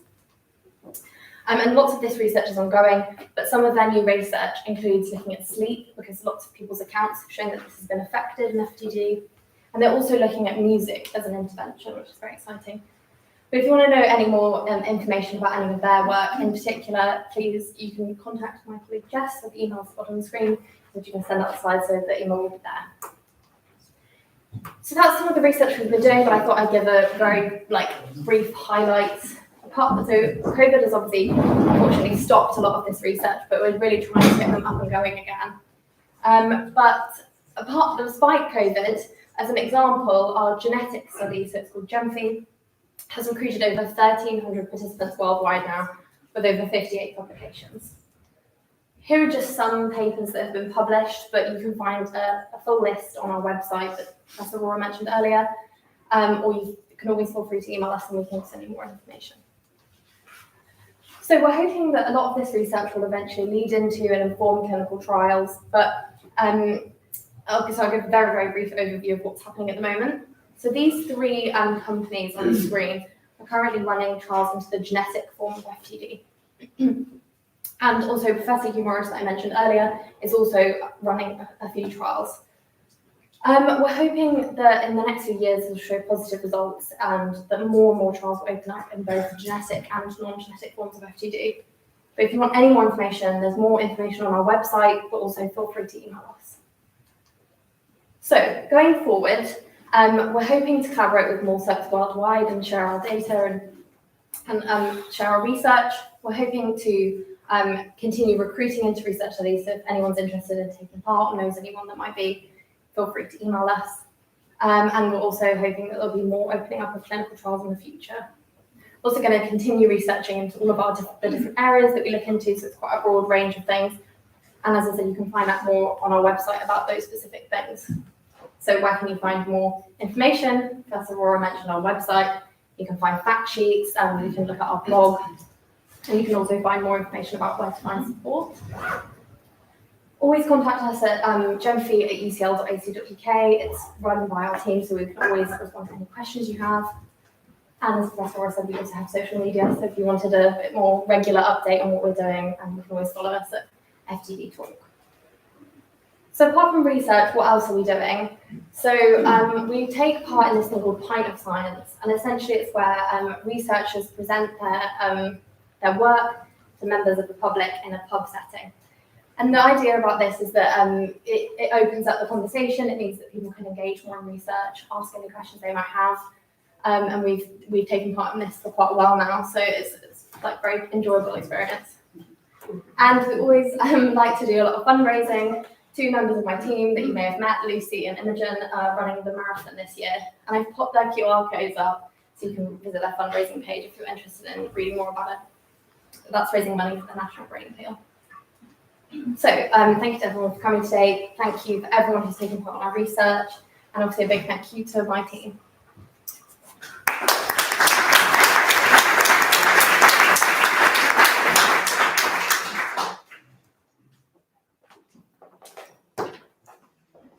Thank you so much to Sophie. I find absolutely fascinating the world of research and all the exciting new projects they get involved in. If you haven't been involved at all and you want to get involved, I would really encourage you because it opens up so much for you. John and Sophie are going to disappear now, I think, aren't you? To say thank you to you both. And we have Anna that's come now. Anna is our very specialised speech and language therapist who's busily come from one meeting to another. And she's going to talk to us today.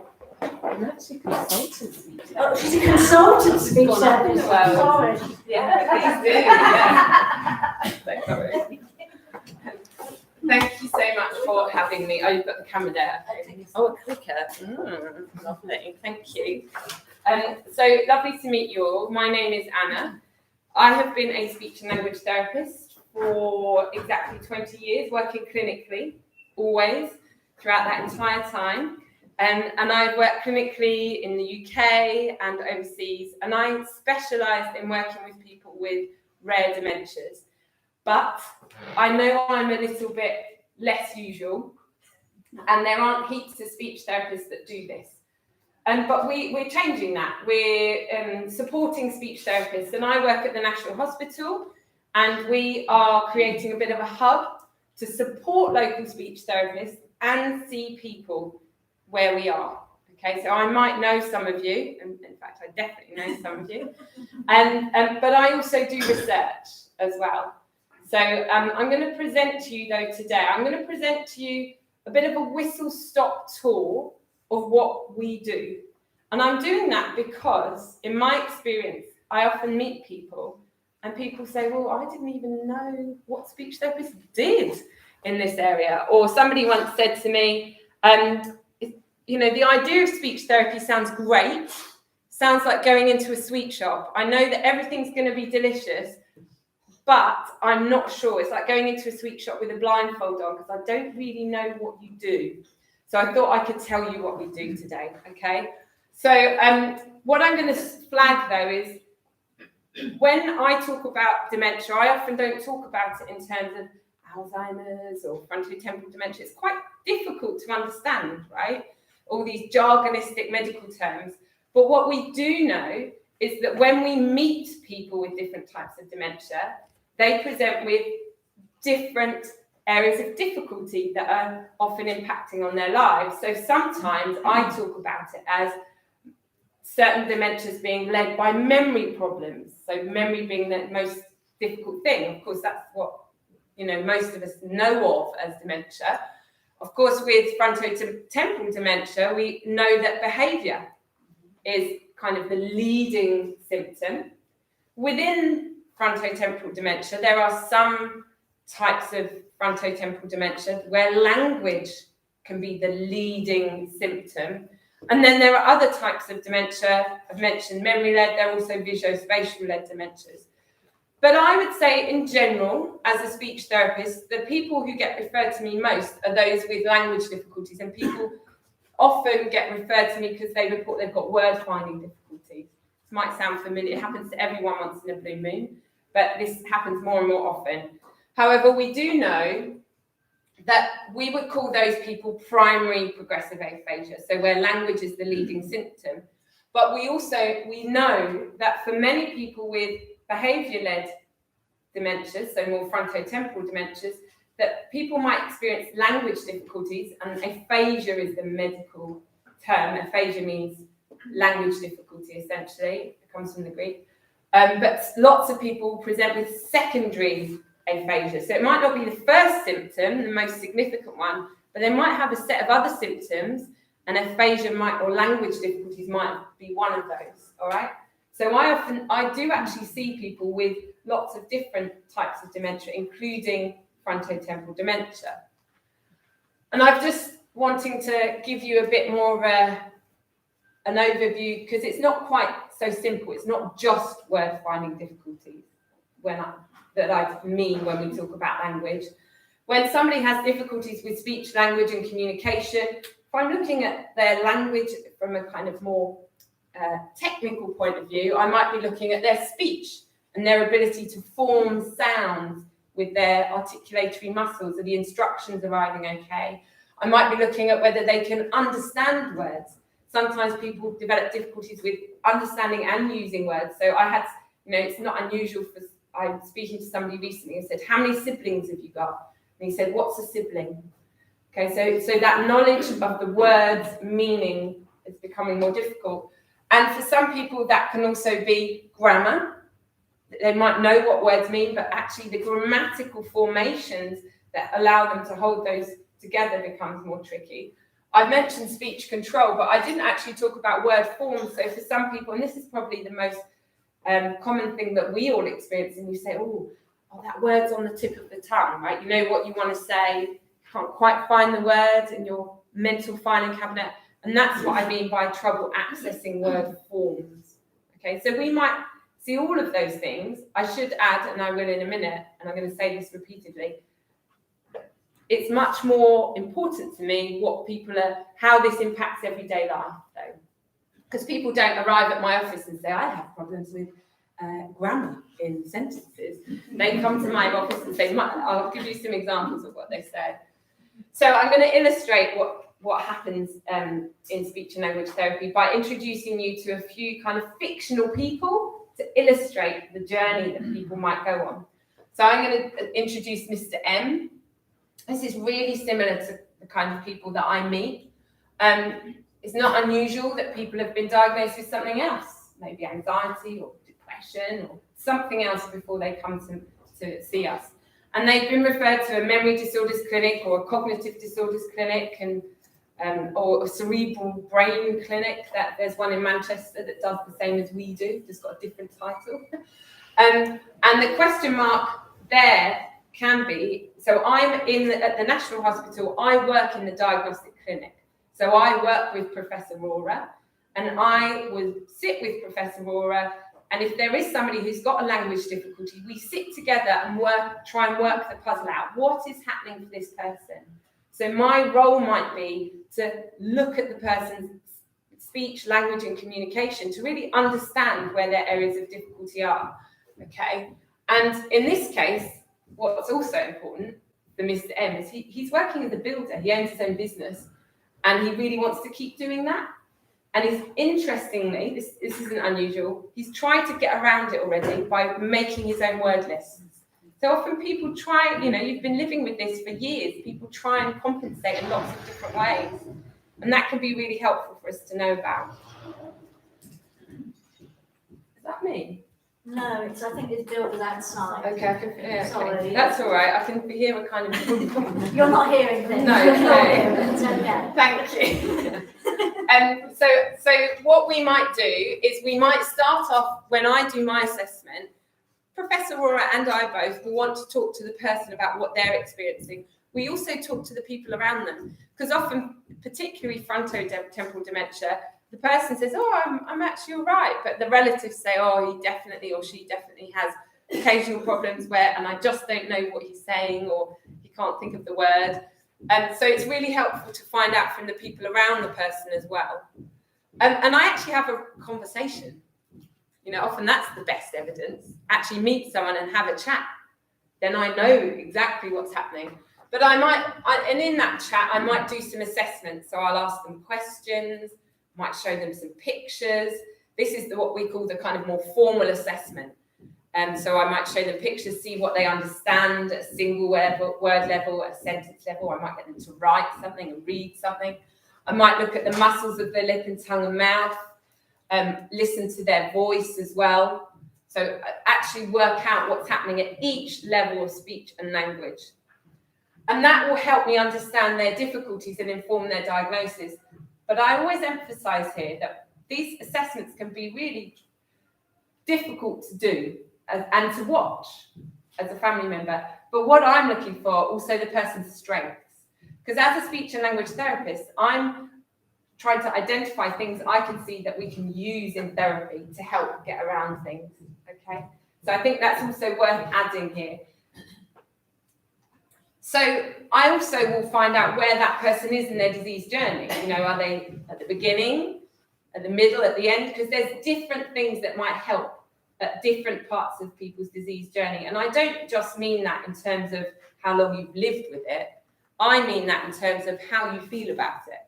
So lots of people say to me, I don't want to tell anyone else right now. That's where I am at my journey. Or, oh, I've told everybody, you know, the whole village knows, and it's really helpful.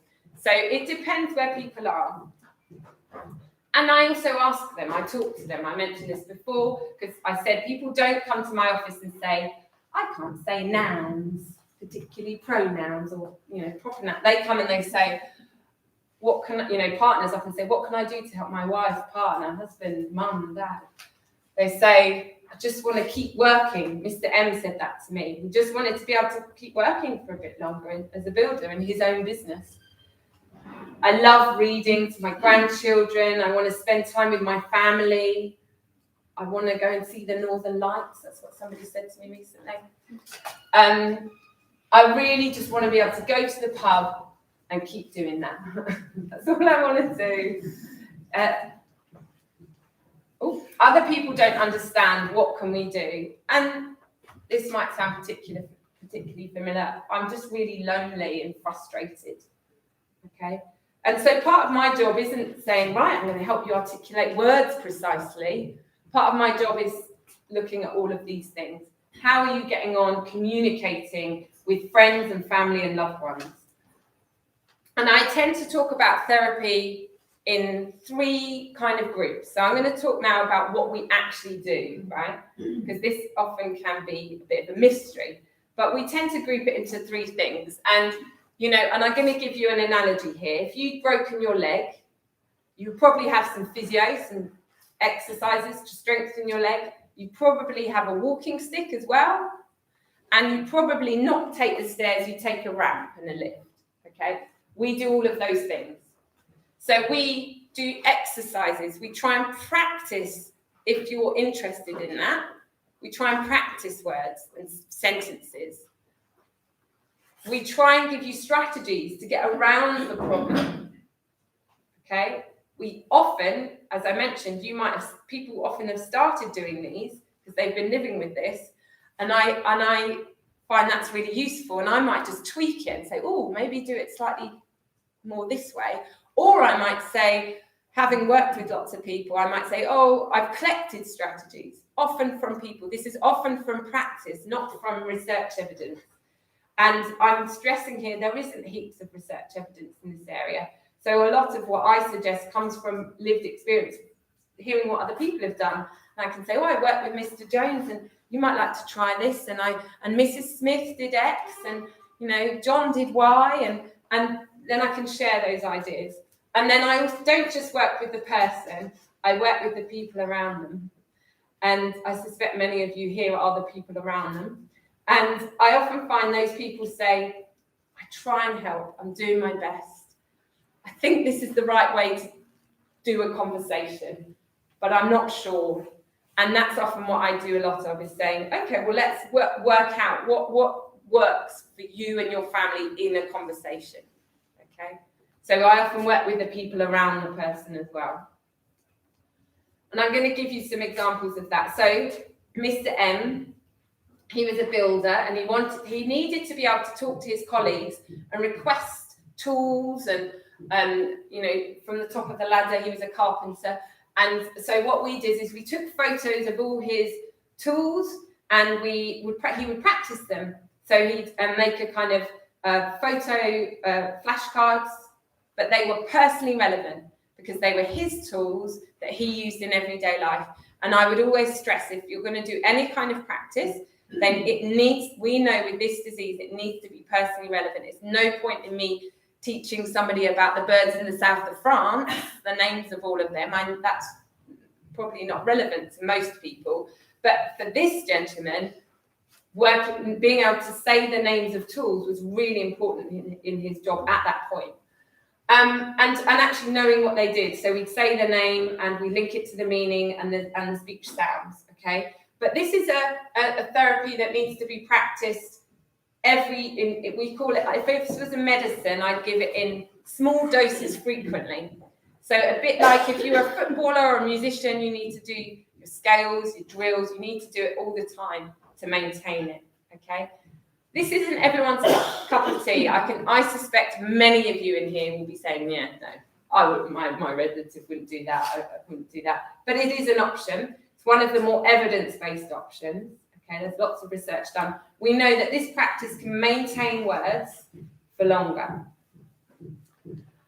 However, with this gentleman, what we also did is we tried to get around it. So we made a key fob in his pocket that he carried around in his pocket with the names of the tools on it and wood and stuff.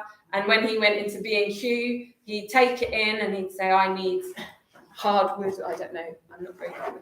And he'd have the name there available to him. We also looked at his environment, and with his family and colleagues, we labelled all the items. So if it was his colleague somewhere, he could say to his colleague could say, hand me the hacksaw or whatever, and there was a label on it, okay?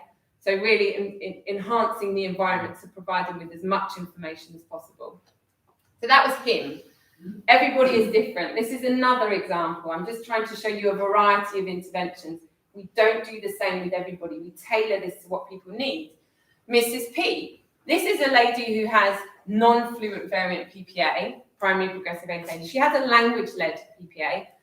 Often people with frontotemporal dementia will have something that looks a lot more like this if they have a language difficulty, or a lot more like the gentleman I showed you before, or a bit of a mixture, okay? Difficulties with word meanings, or difficulties with articulation, and all of the above, difficulties with social skills, judging how supposed to stand to people, judging when to take a turn, judging what to say, how to say it, the volume to say it.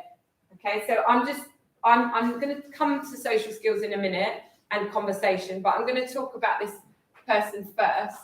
And this is an extremely independent woman, an example of many of the women I meet, and many of the men. They're extremely independent people who want to start. Sometimes people do decide they want to start telling them about their diagnosis, but she found it really difficult. So we did something called script training. Okay, it does what it says on the tin. It's a rehearsal approach. It has to be very refined. It has to be personally relevant. You can't rehearse every sentence word under the sun, but you rehearse things that are personally relevant. So this example, this lady wanted to talk about her diagnosis. I will continue talking louder than the screeching outside. I hope that's okay. But I've worked with people, there was a gentleman recently and he had a particular interest in historical, like there was lakes around where he lived and he was really interested in the history of that. And that was his kind of favourite topic. People often get topic obsessed or subject obsessed. So we can plan scripts around those subjects that they can use with certain people. They can practice them, hopefully not too much. We do small doses and often, but we don't want people to practice 4 hours a day either. That sometimes happens. People get obsessive if we're not careful. So I have somebody who's got a script about going to the coffee shop. Got somebody who's got a script about COVID. She's very fixated on COVID, safety. So everyone has different topics, like we all do. I have somebody who had a story of their kind of migration story, like a really lovely anecdote that he used to tell every time. He always did tell it every time they had a family get together, and he was losing the ability to keep that story together, and the family loved the story. So we practiced that story. It was a really important story. Okay, so that's one example. What we also did with this lady, this couple, we did what we call communication partner training. And this is an area that I specialise in particularly, and we do this with lots and lots of people. And we work with the person and their partner. It can be their partner they live with, an adult child, a good friend. There's lots of different combinations. And we work with them, and we often work with families as well, don't always just work with one person. We video record them having an interaction, no, don't worry. And conversation isn't just verbal, it's non-verbal. I know I do a lot of this, non-verbal stuff, but we do that. So we video it to capture all the interactional stuff going on. And then we sit down and we talk about it, and I'll kind of give you an overview of what happens. So what I do is I talk to people about how conversation works, right? We use principles from conversation analysis, and we make it accessible for people. And we show you clips of your videos. Can be really confronting, but can be quite amazing. So I worked with a couple recently, and I showed them the video recording of their conversation. And the husband, who's the carer, I try and avoid that word, but he's the person without the diagnosis. He watched the video and he said, "Oh my gosh, I'm cross-examining my wife. It's like she's on a witness stand." And he realised that they weren't having conversations anymore. He was just saying, every day he'd say, "Right, remind me, what's the name of your granddaughter? What's your address? What's your date of birth?" He'd do that every single day. And every conversation, who are we seeing next week? Don't get your diary out, see if you can say the words, articulate them. And he hadn't realised he was doing it, and he was doing it for the right reasons, because he thought it was good therapy. But actually he saw the conversation, he thought, "Oh gosh, no, that's not a nice conversation." So that's an extreme example, but I often look at people and we say, "Gosh, I didn't realise my gesture was so helpful." And I'm going to do more of that as well, okay? So we often use these videos to highlight what people can do more of or less of, and then we practice them. And I'm going to add to this so that's communication partner training. But with this lady, we also looked at strategies. We did script training, we worked with her family, and we also used her phone. And a great tool on your phone is there's lots of fancy tools on phones. We can even suggest brand new ones. We can buy tools that talk for you. Not everyone can use them. You have to have, be quite cognitively and technically skilled.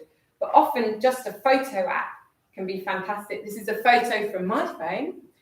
I probably don't need to say much about this photo. It was from the autumn last year. But photos can be a fantastic resource. I've got a couple of people I know who will use photos. They'll take their dogs to walk still, but they'll take a photo en route. And when their family says, "What did you do?" they can use it. Or family members will take photos of their loved ones. I've got another couple I work with, and the husband will take photos of them whenever they see their grandkids or anything else. And he uses the photos to interact with his wife, because her communication is limited, her behaviour is difficult, but looking at photos of her with her grandkids is something they can both engage with. Photos and videos can be a brilliant tool. I'm going to give you one last example, because I think I'm probably a bit over time. Sorry. You're forgiven. Thank you. And because I want to show you the breadth of our role. I know I'm taking you on a very fast-paced tour, but I want to talk to you a little bit about Helen. And Helen, she was referred to us here, and this is the other two are just examples of amalgamated people. This is a real person, and I'm going to tell you, because she likes me to share her experience. And she was diagnosed with a mixed type of PPA. She really enjoys speaking with people. She actually has a mixed type of frontotemporal dementia. She has a bit of everything going on. She's got some bit of rigidity. She's got a bit of speech. She's not. We can't always pigeonhole the people we meet. You may have found that on all of your journeys. Getting a diagnosis can be really difficult, and getting people into a diagnostic category we're human. We don't fit into categories, right? And so she's one of those people. And but she's really keen to maintain relationships in her family, but she finds communication difficult, and she's quite rigid. But what we found there was that she was a good practicer. So we did something where we worked on, so she always knew what she wanted to say, but she couldn't think of the words. So we took photos from her real life environment, a bit like we did with the builder, but rather than just practice the name and the meaning, we'd actually practice the word form. So we work on, okay, what say the first and last sound of the word, say the word, and say a rhyming word, how many syllables, can you rhyme it? I'm guessing we didn't always do all of those because they're quite complex. Most importantly for her, we use the word in a sentence, okay? So even within the speech and language, we refine it to suit that person's needs. This is quite a complicated thing. She did this for a little while, maybe 9 months. She enjoyed it. We stopped. She didn't enjoy it anymore. That's often the way. I do an intervention for a short period. The person doesn't enjoy it, doesn't want to stick with it, it's not so relevant. That's why I'm showing you that doesn't mean they don't need us. We then moved on to groups. So she started coming to a group where she found that really helpful. So she did a group conversation group with us, practicing building her confidence. And that was really helpful. So she practiced real life conversation. And then she decided that, so this is Helen, and one of the things she wanted to do is share her experience with others. And really I should leave the last word to Helen. And she actually decided to create materials for other people. And she is somebody who has made a video recording of her experiences of living with PPA and frontotemporal dementia, and this kind of mixed experience and how this has affected her communication. And we have lots of more examples of this on the, as many of you may know, on the website. But often I find even if the person doesn't, there are different phases in which we journey through this disease together. And there may be different things that I can do for people at different stages of their disease. And I just wanted to give you a flavour of all the different things. And it can be things that you expect, like practicing. And it can be things that you don't expect, that you might not know we do, like supporting family members, supporting people to do this kind of work as well. Okay, so I'm going to leave it there for now. And, oh, that's the next person. And I don't know if you want to, any time for questions? Any questions? Anybody got any questions for Anna while she's here? The most common question I have, go on. I'm sorry, I'm going to speak again. Please do. Apologies, but I just wanted you to say, Anna, that a lot of the time, or our answer, a lot of the time, speech and language therapists are trained in all those brilliant ways, but they don't always offer that service. I was about to say that. I was about to say a lot of the time the question people ask me is, how do you get to speach therapy? Because my local speech therapist doesn't do this. Swallowing. Yeah, and that's exactly what happens. So it's problematic. It's actually worse at the minute because of COVID. So at the moment, because of COVID, lots of local services aren't seeing anyone with stroke or brain injury for communication, let alone, and I know this is not appropriate, but they'll say to me, let alone dementia, which is really difficult. There's all these people, and they're really just focusing on, so we are trained to work with people. That's it. I didn't talk about this today, but if one of our big roles in speech and language therapy is swallowing. So we're trained to assess people if they develop difficulties with eating, chewing, swallowing, to make sure that it's safe and make it easier. Okay, so that is part of our job. But because there are, if people have difficulties with swallowing, it can result in weight loss, or they're the biggest risks, weight loss and chest infections. They are risks. They're not. And I'm talking about the wider population. It can happen in the rarer dementias. It does. I see people for that. But in a general caseload, that will be what your local speech therapist is doing the most of, with lots of different people with lots of different diagnoses because of these risks. Okay, and so it's difficult. But what we do is, if we see people nationally here, and we're increasing our service, we're trying to. It's gone up and down. But we've just, so when I started 3 years ago, 3.5 years ago, there was no speech therapy service really at the National. Now we started with 3 days of speech therapists. We've now got 6 days worth of speech therapists. So we've made it, and what we're also trying to do is we're trying to equip local speech therapists. So yesterday, in fact, we had the UK speech and language therapy. We started with PPA, so PPA network meeting. We had more than 60 speech therapists from across England, Wales, Scotland, Ireland. Someone from Guernsey, I think, came. So we're trying to equip people with more skills to empower them to expand their services as well as develop their skills. It's a slow process. Any other questions? Our daughter has lost her speech. She says words, she repeats what we say, but she has no individual thoughts or things that she says. Mm-hmm. And I just want to be able to communicate with them all. Mm-hmm. And so I don't know if anybody, you might not have heard this at the back. Sue was just saying that their daughter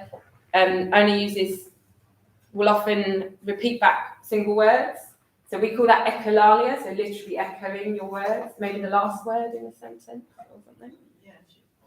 Usually manages as evidence. You ask her a question, she'll just repeat The question. Okay. And then Sue was saying she just wants to be able to connect and communicate with her daughter. And what I would say as a speech therapist is that all behaviour is some form of communication. So I spend a lot of time talking to people about listening with your eyes. She does. Yeah, and you to her, I suspect too. So you're probably communicating with her all the time, just not always verbally. Is that a fair comment? Yeah, no, I think it's better. And touch, absolutely. We talk a lot about sensory. I didn't today, but I often talk about sensory stimulation. There's a recorded video, Claire, isn't there, on sensory stimulation? Somewhere. Yeah. It will be on our fantastic new website. I promise. But I can re-record it if necessary. But we often talk about touch. I talk about touch, smell, sight, taste. So it sounds more complicated, but essentially what I often say to people is you can spend 5 or 10 minutes with a person sitting down, experiencing touch, and you might say some people make a sensory box, and that's the idea is that you might have, I don't know, a ball of yarn, a little sensory ball, you might have some herbs or a lemon or something citrusy, and you might sit down interacting with with these objects of joint attention, like you're both spending time with these things, or photos, or a video, or I remember really vividly going to see this guy, and people, I went into he was in a residential place, and they said, oh, he doesn't talk, doesn't say anything, and I got to know him a bit, and I took an iPad in, and I had a football game on, and there was the football fans singing, and he starts singing with them. So, that interacting in those ways, sometimes it's about bringing something that you think, experimenting, trial and error, doing, and maybe some other people also say to me that they end up doing just care all day. So what I've described means you have to sit down and you need time. And actually sometimes the biggest tip I could give you is saying, make a 10-minute time to interact. Make interaction an activity, a thing you must do, a protected thing. And you've probably got all the skills you're doing. I probably don't need to tell you what to do, but just to endorse the idea of protecting it. Does that make sense? And we know it doesn't have to be long. Lots of your loved ones might not manage a long time, but they might really benefit from it. There's an intervention called intensive interaction, which is what I described. And there is evidence where if you do it in small doses, that can really impact. So I work with a gentleman, and at the beginning, and I work with some care staff who are working with him, and we did this with him. And at the beginning, he'd turn away from all care activities.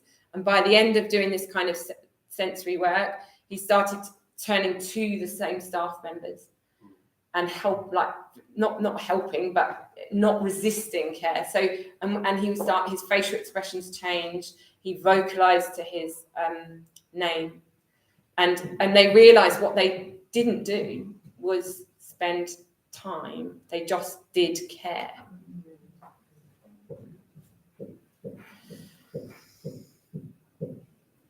Do we need to? Can I take? You can take one more, and I'm going to move you on. Were there two questions? One question. I just wonder whether you could use music as a way of communicating with your daughter. Yeah, she does like the music, and she does was certain songs that we play a lot. Brilliant. There's a really lovely piece of work that's done by a speech therapist up in Manchester, and Jackie Kindell, and she worked with people with frontotemporal dementia and behavioural variant and semantic variant. And what she did is she played songs. So she's got this really great video of a lady and the husband. The lady had the diagnosis, and the husband, and they play the songs on the telly, and they'd sing along, and they video recorded it, and then they'd watch them later, like a home video of them singing together.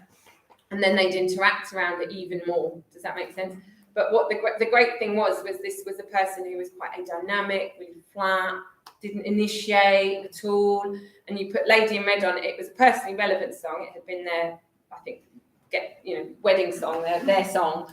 And then she'd ad lib in the middle, and she'd be like, and you know, I'm beautiful, but you're not. And she'd come out, all this humour would come out, and it would just enliven her. And then as soon as the music was off, but the music was the thing. It was, and she could interact with the music. I mean, everyone's different. I think that's the key. We all communicate differently.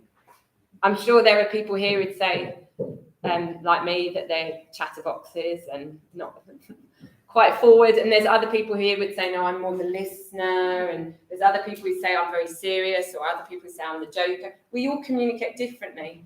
So we need to understand that our loved ones and therapy, the work, I will address people very differently based on what they need. And for some people, they don't want to do speech therapy. It's not useful. But for other people, I might have a toolbox of ideas. I might do a block of therapy, or I might just chat and do ideas, chat once, chat again in 6 months' time. Everyone's different. So I should end on that. Everybody is different. Thank you very much. Thank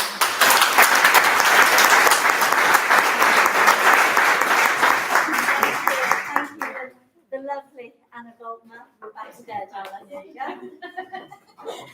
And we're really absolutely delighted that you're a consultant and that you're staying. And we've got more hours now.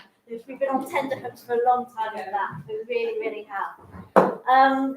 Please do get in contact with us. We work really closely with Anna. So as part of the support, that is part of the support package that we do offer. So if you are looking for speech and language therapy, we can help there. And alternatively, if you have speech and language therapists that you are working with in the community and they don't know about us and they don't know about Anna, we want to know about them because we want to join together. Well, we are running a little bit late, but we've got a fantastic end finale, which is always my favourite part of all our seminars. It's really important that we involve the members. You are the heart of what we do, and we are so privileged to have you come and share our stories. I know many of you that are sat here have been involved in the webinars over the last couple of years, and now we're back live. We're hoping that many more of you will want to come back and do some of our seminars and share your experiences. So Sarah, would you like to come up? I'm so delighted Sarah's come all the way from Devon today to come and share her experience. Thank you so much. I haven't just come from Devon to share the experience. I was coming anyway to join with everybody because I thought it was lovely. And then for some mad reason, I was asked if I should stand up and talk. But there was no pressure at all, honestly. And honestly, I've met people at lunchtime who are certainly as qualified, if not more qualified than me, to be standing here talking. So here you go. Thank you. And I know that you were supposed to be finishing in about 5 minutes, but I might take a bit longer than that, I'm afraid.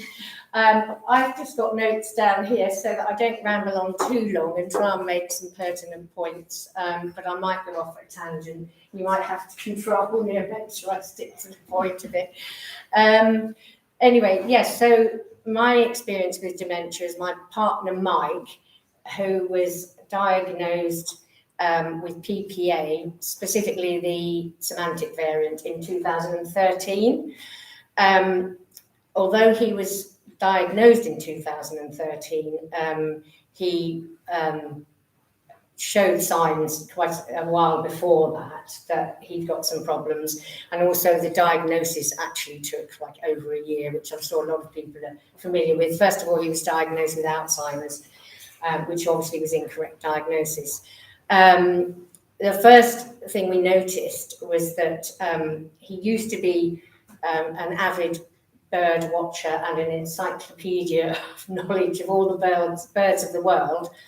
So he would have related to doing speech therapy of all the birds in southeast France very, very well. And he suddenly found he couldn't remember the names of these birds. So we knew there was a problem, but we never ever suspected dementia. So when dementia was diagnosed, it was a huge shock. Interestingly enough, now one of his go-to words is bird, and that's for virtually everything that moves, that's living. When I first realised this a couple of years ago when we got a new puppy, and he got quite worried about the puppy being outdoors in the garden. And he came to me one day going, "The bird's outdoors, the bird's outdoors," and very agitated. I said, "What on earth is he on about?" When I looked outside and there was the puppy, and he was pointing to the puppy. And I'm afraid at the time I just said out loud, "Oh, is he flying around then?" Because to me, you know, you either have to laugh or cry. And I knew he couldn't understand what I was saying. It wouldn't, you know, it wouldn't upset him. I've often had situations like that when people have come round, and I've been talking about Mike in the past, this is, and they said, "Oh, he's come in the room." You know, I said, "It's fine, don't worry, he won't understand anything." So, you know, it gives me the opportunity to talk to people about him, and if he is around, without having to worry about his feelings being hurt or anything like that. The situation with him now, his understanding, he understands, as you've most probably gathered, very little of what's said to him and nothing of the written word. So if I want to communicate with him, I have to get him to try and focus on me, look at me, try and get some eye contact, say his name out loud, tap him on the shoulder or the leg or whatever, and say, "Mike, you know, listen, you know, this is important." Well, that bit's irrelevant because he wouldn't understand that, but it's very hard. I'm quite a chatterbox, as you might guess, and it's very hard to live with someone in the same house, in a relationship, which no longer exists, and not communicate with them, because that's basically the situation we're in. Sometimes people come round, new people recently have come to visit, and they've either come to help me or to assess him, and they've tried to make friendly conversation with him, and he just totally ignores them and walks out the room and disappears. And they go, "Oh, he doesn't want to talk to us." And I go, "No, it's not that. He doesn't want to talk to anybody. He doesn't want to interact with anybody." So that, you know, obviously is a real problem. And I liken it sometimes, I have in the past, I've said to people, to me, I think, I'm only guessing because obviously I'm not him, that it's like being in a foreign country where everyone is speaking a foreign language, and you know it a little bit because you've learned a bit of French at school or whatever. And so you try really hard to understand what people are saying, but after a while it's a real strain and you struggle and you just give up. And then you shut down and you blank out all that's being said around you. And I think that is, you know, how it is for him and a lot of people with semantic dementia. So now he doesn't even bother to acknowledge that anyone's talking. He doesn't take it in unless you specifically, as I say, communicate with him in that way. He has very rigid routines, obsessive routines now I've developed over the years. So he can still drive. I'll get on to that in a minute. And is assessed for that every year. He can still drive, and so now it's like he gets up at a set time, even though he doesn't have an alarm. He goes to bed at a set time. He has coffee at a set time, lunch at a set time. Evening meal, because I provide that, is always a bit variable because I have animals to look after and all sorts of other responsibilities, obviously. But he can't, cook anything for himself or use the microwave. But he has to eat exactly the same food every day, apart from the evening meal. It's got to be the right bread, the right knife that he uses, the right cereals, and obviously, if anything doesn't fit in, or there's a problem, he gets quite agitated and worried about everything. And obviously, I can't explain to him, like when we had power cuts during the storms, and his computer wouldn't work, and various things, and I cannot explain anything to him. If we need to go out for an appointment, like chiropodist, opticians, whatever, then I have to try and make these appointments to fit in with this rigid routine. Because if I'm not careful, if I'm not there at just gone 10 o'clock, he's gone out in the car. He doesn't bother to tell me. I look round, I think, oh, he's gone. And the appointment might be at 10:30. So I have to try and go in there and say to him, we're going out. I use a lot of hand gestures, and he goes, you're going out? And I go, no, we are going out, you and me. And and he keeps going, I'm going out, no, you and me. And I have to keep going until, at the moment, he still just about gets that. And then he goes, oh, so I can't go away then, because that's what he says when he's going for his walk. The other thing with the walking, he always drives to walk somewhere, usually, because he's got familiar places that he goes to. If he goes walking from home, he's more likely to get lost.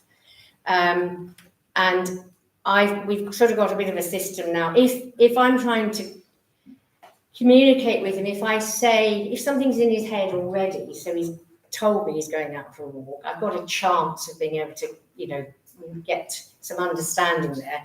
And I'll say, where are you going? And we've got a system where it's up that way and it's down that way. And I know up means uphill, which is quite a long way off, but where he used to walk years ago. And down is going down towards the nearest town and going along the canal. So, we will gesture and I'll get the idea of whether he's going up or down, which is helpful. Of course, occasionally he goes off somewhere completely different, which throws me. And also he loves going to the shops and buying sweet food, which people have alluded to this. Chocolate, crisps, mini cheddars, donuts. Oh yes, and he buys, and he's obsessed with red grape juice, which one day I bought him a bottle several years ago. He said, this is great. And he buys it all the time. No alcohol, nothing, which is quite useful because it's cheap. So he buys all these things, but he stashes them away now in his room. Now we live in an old railway house in Devon, so there's a signal box attached. So I say to people, oh, they go, where's Mike? I go, he's in the signal box, or he lives in the signal box, and everybody looks at me a bit weirdly. She's locked him away in the signal box. But he sleeps in there, he eats in there. He used to eat with us, but then he chooses to shut himself away. Obviously, I haven't made him do that. He wants to be on his own, so he lives in there, and he stashes all this food away, which was fine, until we had a mouse in there one day, and but he didn't tell me for ages, and I found he'd been eating the same chocolate bars that the mouse had been eating. So, there are all these things, and you think, oh, how am I going to deal with this? Because the mouse didn't want to have anything in the mouse trap, because it had such a good supply of chocolate and mini cheddars and everything else. So somehow, I don't know what happened to the mouse, but things aren't being eaten now, so I just hope, but it didn't go into the mouse trap. So it may be dead in a corner somewhere. Sounds very hygienic, doesn't it? But anyway, so so he, in the signal box, his main things are doing jigsaw puzzles. He does several 1,000-piece puzzles a week. It got to the point where it was getting expensive, even buying from a charity shop. So I've got an arrangement now with a charity shop in the nearest town where we swap puzzles, and I try and take in more than I take back, but she's always piling me up with them. And he actually is quite good because he can tell me if there's a piece missing, and I'll write it on the box, you know, 1 piece missing or 2 pieces missing. So he has to lift the bed up to check that no pieces have gone underneath, and I have to look, you know, and all this. So he's got one of these boards that you do your puzzles on that folds up, so that can go away each night when he goes to bed. You know, so he's got a system, and he's got a system for quite a lot of things. When Anna was talking about strategies that you introduced, I suddenly thought Mike's developed a lot of these strategies himself. Like if he wants to buy some more coffee, he has to have coffee in a coffee machine, and he has to do it himself. He keeps the bag or the packet or whatever it is, and he'll take that to the supermarket and show it to them and say, I want some of this, because he can't, or can he manages to say something, you know, because his communication of what he says to me is to people is better than obviously his understanding, but he'll still get words mixed up. He'll say like, oh, I've been doing this puzzle for 3 weeks when it's been 3 days or something. And now he's increasingly producing more random words. Like one day recently, he came to me very agitated, saying, it's raining upstairs. Look, it's raining, there's a problem. And I thought, God, I hope there's not a flood up there. When I went up, I left the light on in my bedroom. So, but to him, it was raining, you know, so that makes it increasingly more difficult to understand what's going on. Another strategy he has is that if people try and communicate with him now, I say he will walk out of the room, but if he can't escape and they continue talking to him, he doesn't want to have eye contact, but he will come out with set phrases that he's been saying ever since he was diagnosed, basically. And he says, I have a problem. I'm really sorry. I have a problem with my brain. I don't understand conversations. I don't know what you mean. And of course, that sounds quite advanced vocabulary. And when he says that to people, they think, can't be much wrong with you. You know, you're coming out with all these wonderful words. But he's learned that off by heart, and it comes out every time. And then he gets quite agitated, and you can tell, because that's why I have to try not to talk to him, or only when I really need to, because I know that it actually highlights to him the fact that he's deteriorated so much. Mm-hmm. And you know, he said to me over the years, oh, I can't remember how to use this anymore. I don't remember this. My brain is so bad. And he said to me the other day, my brain's gone. And I just went, yes, because it has an effect. But he can still enjoy going out and walking. He still enjoys his puzzles. He listens to music on the computer. But unlike some people with dementia where music evokes lovely memories, he doesn't differentiate between different types of music at all. He's always been a great music lover, and he's got thousands of tracks on his computer that he plays continuously from start to finish. We go through the compilations, we go through everything. And it could be Christmas carols in August. It could be sometimes I go in there, it's rap music, it's heavy metal. I'm like, oh, this is so loud, you know. And other times it's classical music, or it's something I like, you know. But he just needs to have the music going all the time. But photos do evoke memories. And again, Anna and other people, I think, alluded to photos and visual images, because he's got that visual capacity and spatial awareness. So we can look at photos, but he tends to show me the same ones time and time again, of course, particularly going back to when he lived in New Zealand and friends over there and things. And with the driving, he knows exactly where he's going. He's not like someone with Alzheimer's, as we all know, who doesn't know what they're doing and where they're going. And he mainly knows what day of the week it is now. He did get brought back by the police one day because that was when he was walking there along the main road, and people thought he was weaving in and out of the traffic because it's quite a busy road. But he was walking to go and get to some woods. He knew exactly where he was going, and he knew the way home. But local people know. Occasionally I get messages on my phone saying, did you know Mike was doing this, that and the other, you know. And these are obviously people that didn't realise, and they alerted the police. And anyway, we sorted that out.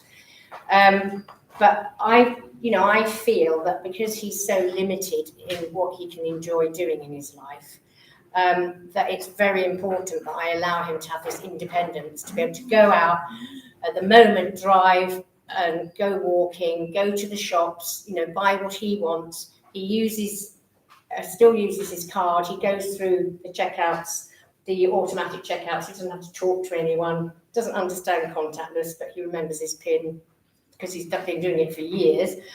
So he goes, and I used to go with him sometimes, but he'd just disappear, and then I'd have a job to find him in the supermarket. And I thought, well, while he can do it on his own, it gives me a break, it gives him a break, it gives him a sense of worth, a sense of that he can actually still have some control over his life and do something. Because he has said to me in the past, I wouldn't mind if I died, because there's so few things I can enjoy doing now. I don't really want to die, but if I did, it would be okay. And that, the first time he said that to me, obviously that was very shocking and upsetting. Sorry. But so I want to keep this independence going as long as possible. But I alluded to the fact that he is a driving issue, and he has to have his license renewed every year, obviously because of his dementia. And he also has glaucoma, which he takes eye drops for to keep it under control. But when we went in December to the hospital for a glaucoma checkup, of course we hadn't been for 18 months because of COVID. And as most of you know, if people with dementia are regularly doing things, then it's more likely to stay there and they manage to carry those tasks out. But because he hadn't been for so long, and obviously he had deteriorated, he couldn't understand the tests that were being asked of him,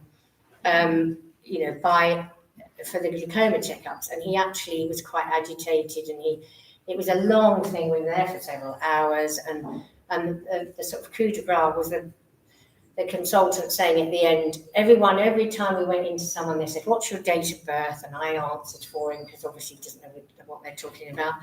And then finally the consultant said, "Oh, date of birth." So I said, "He can't tell you his date of birth."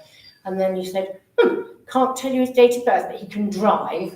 And that was his comprehension of PPA or FTD. No comprehension at all, really. And by this time, I was so worn down that I'm afraid I didn't fight back, which I should have done. I feel I should have done. But anyway, I expect we've all got experiences like that when people could talk for hours about it. So I don't go on too much. But I'm aware I've rushed through this because I was worried about the time. But I think going back to the communication thing, when I said that sometimes, if Mike's got something in his mind at the time, I can home in and communicate. But like going out for a walk. But if I then said to him, he just made himself a coffee, and if I then said, "Oh, was your coffee okay?" He'd just look at me blankly and go, "I don't know what you mean." Even if I say to him, "Are you okay?" I don't even say that anymore now, because he just goes, I don't know what okay is, So as I say, I think one of the hardest things living in that situation is being quite a sociable person who likes to communicate, having to live with somebody who does not want to communicate at all, cannot communicate, wants to live in his own world. And it's like, must be my karma or something, paying me back. But of course, big things are going to happen, and it's going to be very difficult when he has to give up driving, which could be any time now because his license has run out and all the forms have gone to DVLA, and because they're so behind because of COVID yet again, I don't know when it's going to be processed. And he will not understand that he can't drive. He won't want to give up driving, and that's when I'm really going to struggle and need a lot more support. But it's difficult to know what sort of support I can get and access. So anyway, I'll stop there because I've rattled through all that.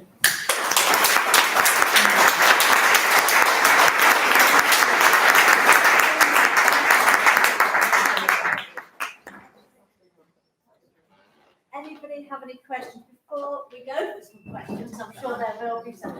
I just really I want was to. looking at that clock and that's the wrong time. That's okay. Completely. Sorry about that. That's okay. I just really want to thank Sarah because everybody's got all this. I love always talking to our members to get their stories, but the Nikki, positive. can I just ask Sarah, how does she cope?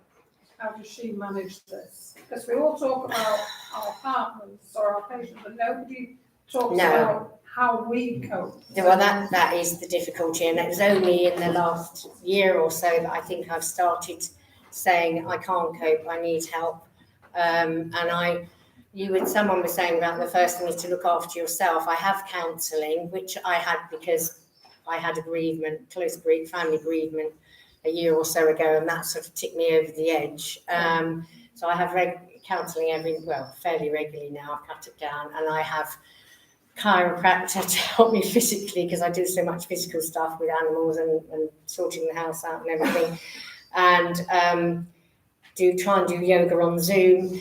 And the latest thing I've done had given to me, because it's not actually not doing something but having something done to you. It sounds bad, but is Reiki healing. And obviously everyone's got their own viewpoints on what they think of these things, but it's a time when you just lie there and do nothing for half an hour, whether you believe in the healing or not, and have the healing. And I found that because my energy levels were so low, as I'm sure lots of people find, you get so exhausted with all the emotional and physical strain, and it just felt it was giving something back to me, because even talking therapies I find exhausting as well, even though I know they help in the long run. So I've tried, it costs a lot of money, but I've tried to prioritise that, otherwise I just don't think I would cope, really, to be honest. Yeah. Any other questions for Sarah? I just put mine. There we go. It's a kind of simple one. But how do you get an eye test? How do you get one? The eye test, if he's not communicating.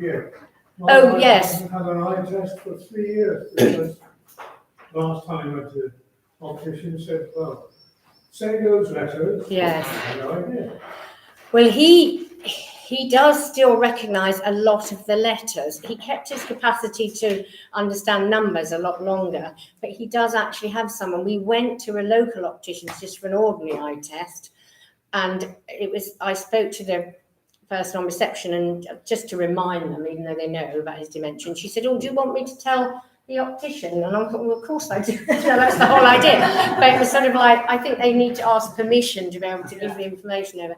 And it was a young optician, and actually she was brilliant. She really listened to me and tried to home in on what would make Mike work. And she took time and waited, and they did give me a longer appointment, in total contrast to the hospital approach, But if your wife can't recognise any letters, I think that is a problem. Whereas he could do a lot of them, and he used to view it as a game and like it. Whereas now, he's not so keen. But it took him a while to sink in, and I think again because he's always had regular eye tests all his life, there was something that linked in, and he remembered bits of it, whereas he didn't remember the hospital side of it. So I don't think there's any magic answer to that, I'm afraid. What was it you? Actually, I got a question. The gentleman asked, I have the same challenge with my husband. He doesn't understand letters, he understands numbers. So I went through the hospital and all three, and there's a number of numbers, and they couldn't find it. So what I did, I got my lipstick out and put blank paper and wrote a couple of numbers like 5 and 0 and 9. And I did that, and that's how I did it. But you really have to be very creative. Yes, a lot of normal stuff in the hospital just doesn't work. Yeah, and I think that's what Anna was saying with, with the flashcards. There is no point finding something that's, generic that we can buy off the shelf, which is going to have no relevance. We talked about the music, and Ian said about playing music. I was at a support group a little while ago, and this lady was agitated, she wanted to leave. So they put some music on, put some really good funky music on. She was dancing away. There was another chap who had frontotemporal dementia. He hated that music, he wanted rock music on. So they put the rock music on, he danced away. And she was like, right, get your coat to her daughter, we're going. So then we put the funky music on again, and she danced. And he got annoyed. And so it was back and forward, and it really did highlight personalisation. is so, so important. Can I just say something about the optician? I just think I think your optician was thoughtful eventually. I think it might be worth asking or trying to find another optician who has an interest. Remembering that some opticians will be more enthusiastic than others, and you might find an enthusiastic one that wants to try the lipstick idea. Just if your partner or the person that you're speaking about is more able to recognise numbers, which isn't unusual, neither. You can't. We have more with instructions, so if you say, look up. Can't do that, Our optician has images, some little filters, and they use images, like a hot air balloon. Well, how do the children get their eyes tested? I mean, there must be Yeah, there's pictures. Yes. Andrew, did you want to say I was something? just going to say, my mum's care home uses a specialist optician who works mostly with children on the autistic spectrum disorder. Yeah. And yes, images, and then the children may see an image clearer or blurrier or whatever, and they got strategies. My simple solution was try these glasses that are slightly different than your last prescription. Is that better or not good? Trial and error. Yeah. Process of elimination. My dad used to go and take the ones in the bingo hall that were in the bucket in the bingo hall and try them all on until he found one he could walk out with. It's the same with dentistry as well. Well, the other thing I was definitely going to say is lots of local pubs in the local communities tend to have baskets on the side with different reading glasses. People go in, try and read the menu. I've been out with mates, we all share our reading glasses. So that's another strategy. But it's finding a specialist optician who's usually working with children who will also work on We're just going to end with your Bash's question. It's not a question, observation actually. You said your husband only says bird to everything. And your husband was a keen bird watcher. Yes. My husband wasn't, but he actually says the same thing. Previously it was, he had a word was animals, but now everything is a bird. Well, that's all interesting. human, all sentient beings. Because I just thought it was because obviously bird is such a familiar word and a go-to word for him. Yes. It was quite funny because the kittens we got became a bird, and then the chicken was, well, actually the chicken is a bird. But he calls the chicken a chicken a lot of the time.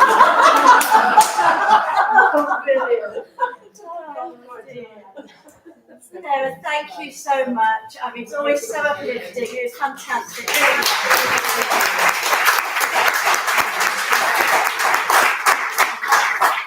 I always say to Sarah, I just love her positive risks. Everything, everything in life's a risk. And we know that with Mike's independence, it is making those positive risks. It gives him some control so he can do things and gives her a bit of a break as well. Now, we've kept you a lot longer than we were supposed to, so I do apologise for that. And obviously, I'll be getting told off by Professor Rohrer for this. We have had an absolute fantastic day. It's been an absolute pleasure having you all here for our in-person meeting. In person. We have enjoyed every minute. We've loved seeing you. We thank you so much for travelling to come and see us. We hope that you've had a good day as well. Please give us your feedback. We'll be sending information out for you in the next couple of weeks. That will be the big PDF of all the information you've had today. It will be the poem. It will be any information we find relevant. We are here for you to contact us at any time as well as our peer support groups. We've got various regional groups around the country. Some of them are for all the different rare dementias and some of them specialise in rare dementia itself. And again, we do have peer support groups for carers, people living with FTD and PPA as well. So please, any questions that you have, do get in contact with us. And have a safe journey home, everybody. Thank you.